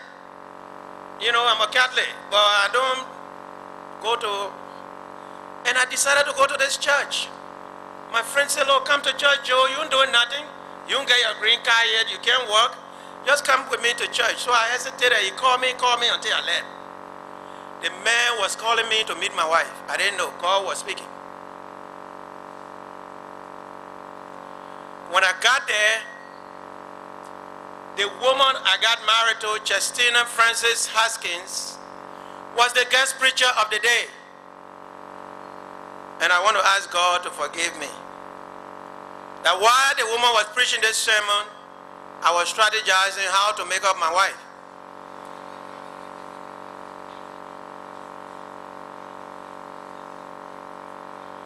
Because there was something that impressed me about her.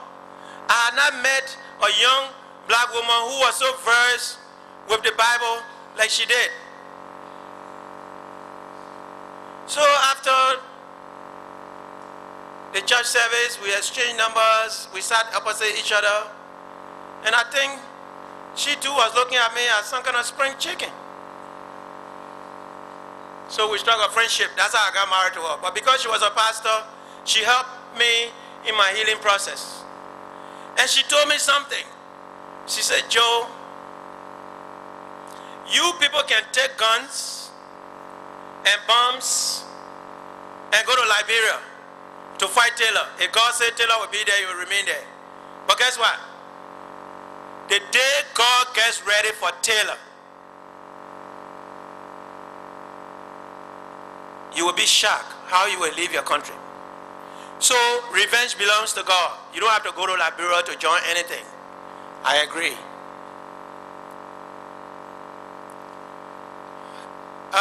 My wife and I had 2 daughters. At about that time, General Roosevelt Johnson got sick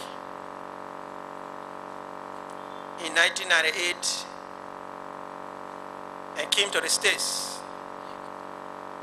The people who came with Roosevelt Johnson, his bodyguard, Smith and Edwin Kine, told us that if Roosevelt Johnson returned to Monrovia, he will be attacked.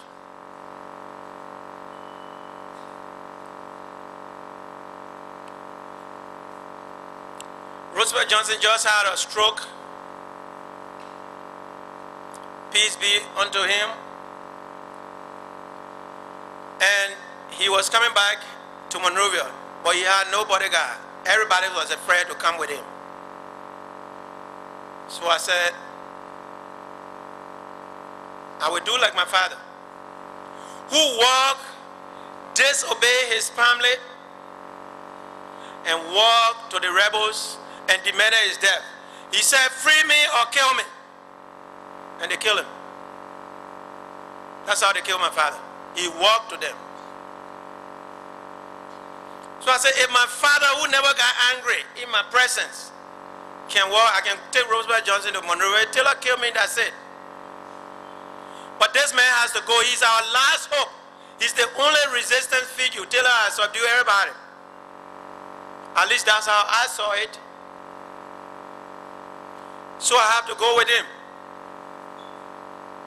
At that same time, Mr. Charles Taylor was holding what they call a reconciliation conference in Monrovia.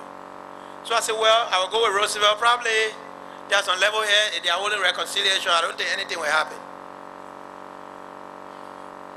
Roosevelt Johnson and I left the States. Well, Roosevelt Johnson was having series of meetings in America. All kinds of personalities. This time, Madam Ellen Johnson Sirleaf was careful. Even though she didn't go to the meeting with Roosevelt Johnson, but she sent a proxy, Madison Toba. And later on, I started hearing that the reason why Madison Toba was selected to come is if Roosevelt Johnson succeeded overthrowing Taylor, Madison Toba was supposed to take care of Roosevelt Johnson and probably bring another set of people in power. So he was embedded. And somebody in a meeting said, look, the forces in our town, we don't see how Madison can fit. Let Joe go. I was not in the meeting, but Supu was in our meeting. Labla Supu, the very lawyer for Charles Taylor. The man who was vice chairman for operation, who became vice chairman for operation for Laird later, and drove Taylor out, is now the lawyer for Taylor. Politics create strange bedfellows.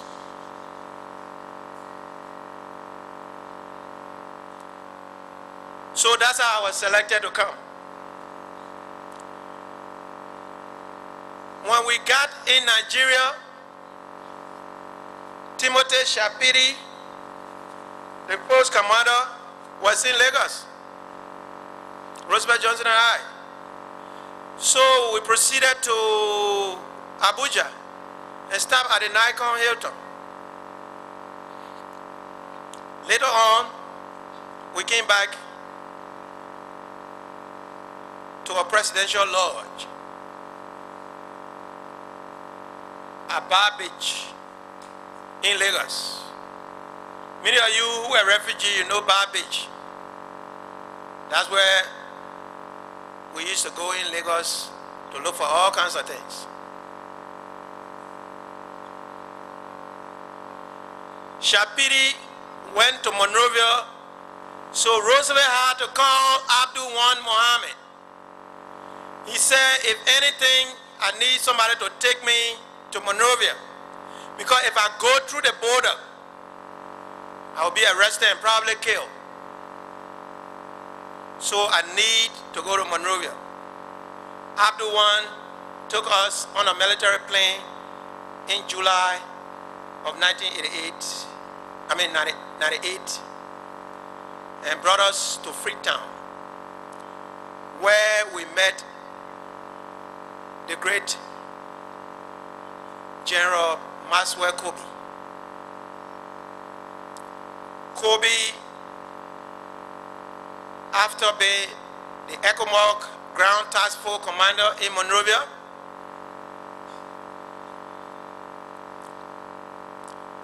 for more than a year was transferred to Freetown by Abacha. By 1998, I want this commission to know the situation that was prevailing in Sierra Leone. Kobe was struggling with the RUF because it was on the rise.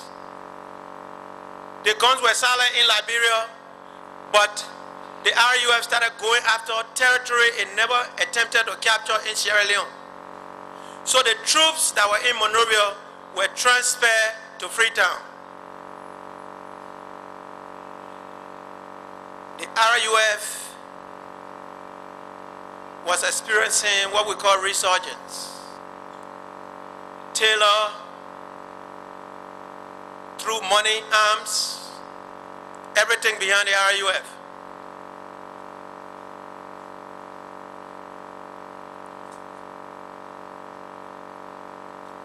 Roosevelt Johnson and I pleaded, Roosevelt Johnson pleaded actually with Kobe and Shapiri and said that it is clear that if I go to Monrovia, Camp Johnson Road will be attacked. So please, give me small arms just to defend myself.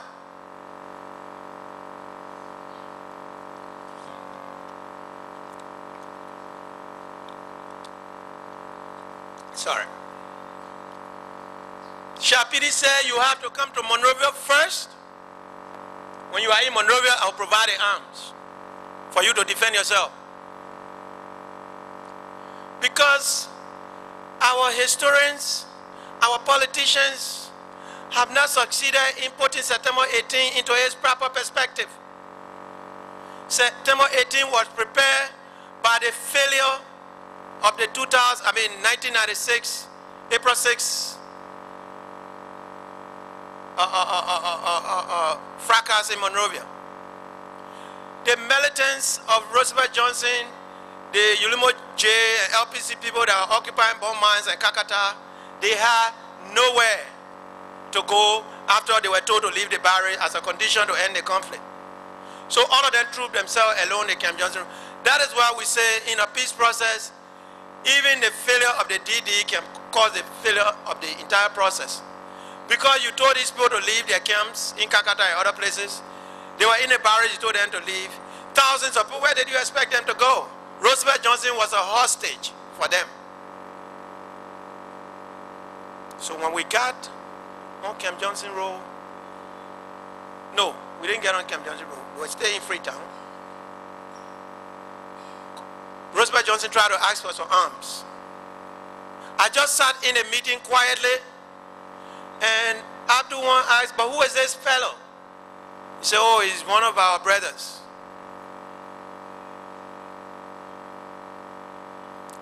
Shapiri refused to provide Roosevelt Johnson men with the arm.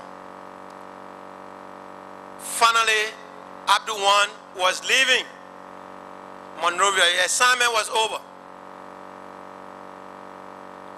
And if he didn't bring Roosevelt Johnson at a certain time and he leave, the new guy was not inclined to do so. So what Abdul did was to arrange for the force commander's plane. The Echo Mark Force Commander, Shapiri's own plane, came to Freetown to pick up Roosevelt Johnson. The morning we were supposed to leave, General Kobe brought 3 uniforms to us. Roosevelt Johnson, Super Wu, and I. Super Wu started shaking. He said, I'm not going, boy. So Roosevelt was upset. But I came a long way with Super Wu. I said, no, Roosevelt, don't get upset. Super Wu did not take military training. Now, it's not everybody that got a mind that you and myself got. So leave Super Wu alone. If we even go and launch or a charter attack us and anything happens, Super Wu is supposed to be out to do political work. So leave him. So the one uniform remained in the room. General Johnson and I dressed, and we came to Monrovia as if we were some ECOMOG big delegation that was coming. And you want to know how I got in the country?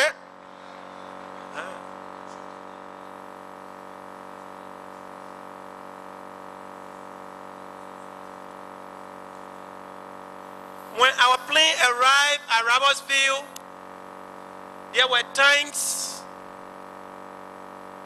there were GPMG. I mean, the convoy was like, I said, whoa. We went straight across the Simple Bridge to Abdul house. He told the cook to take a vacation. So he didn't want the cook to come snitch. 3 days later, we surfaced on Camp Johnson Road. Taylor panic.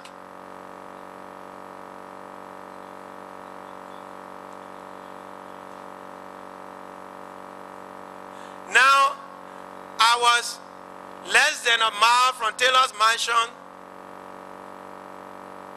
and Taylor sent Peter Fineboy to Roosevelt Johnson. Why? How did you come to Monrovia? And why did you bring Joe Wylie with you? And I told Peter Fineboy, I don't owe Charles Taylor any explanation. If a man kills your mother, your father, and close to 70 men from your town, I don't want to come through his border. Because he already knows that I'm a doer. He will kill me. So go tell Charles Taylor, I'm in my home. I'm a blue Jew.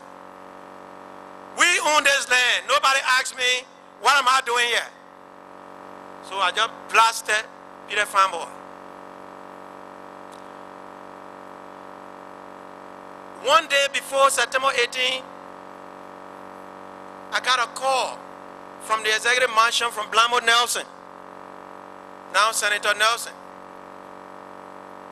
and said he wanted to meet with me. I said, where? He said, said, any place of your choice. I said, well, then let it be at the Catholic Secretariat.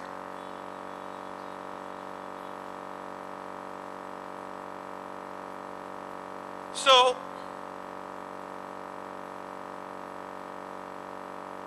the Catholic Secretariat sent 4 cars because I said I was taking with me some bodyguards in case they wanted to do stupidness so we can spot a thing right in the street.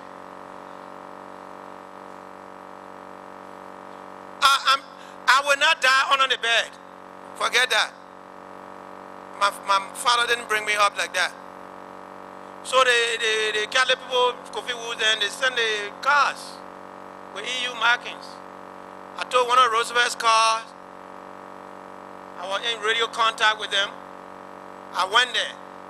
I had my 45 on my side. It was locked.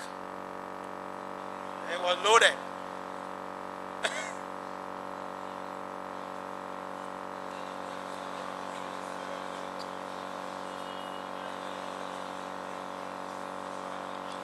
This to me was war. It was just a slow motion war.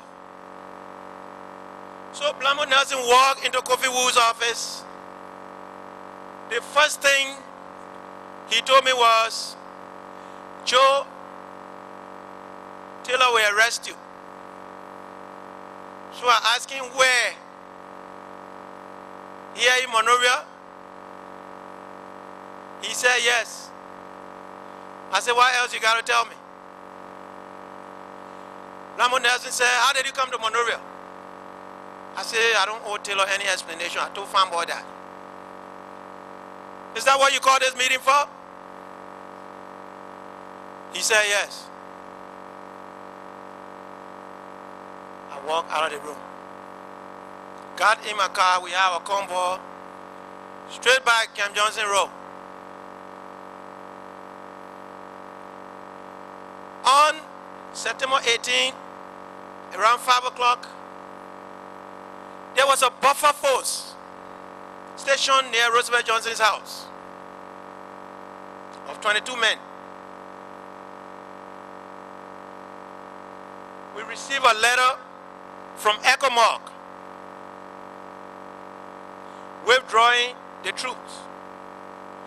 And the guy who withdrew the troops was probably the same guy who became the first defense minister of the restructured AFL, no, not defense minister, but chief of staff, the Nigerian fellow who became chief of staff, the one before this one, Yusuf.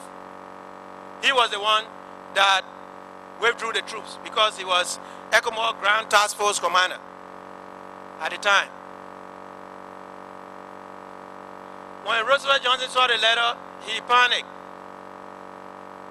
Few days before that, Bishop Francis and others are gone there to make Roosevelt Johnson go to a meeting in a mansion with Taylor, but you can't force people to have a meeting. And we knew that he had set his men up at Telecom. Shafa, Norman, and others were waiting. The moment Roosevelt Johnson entered that mansion, they were going to attack Camp Johnson Road. And then what was supposed to happen was going to happen. So during that time, I told Bishop Francis, this man will not leave. Because if Taylor takes him to the mansion, he kills him, I'm dead. So Roosevelt Johnson himself became a hostage between the government and the Ulimo J forces. I told Prince Yo, don't allow Roosevelt Johnson to cross that gate. One of the Ulimo J boys dragged Roosevelt Johnson upstairs literally and knocked him before me. I said, where you going, nigga? Sorry.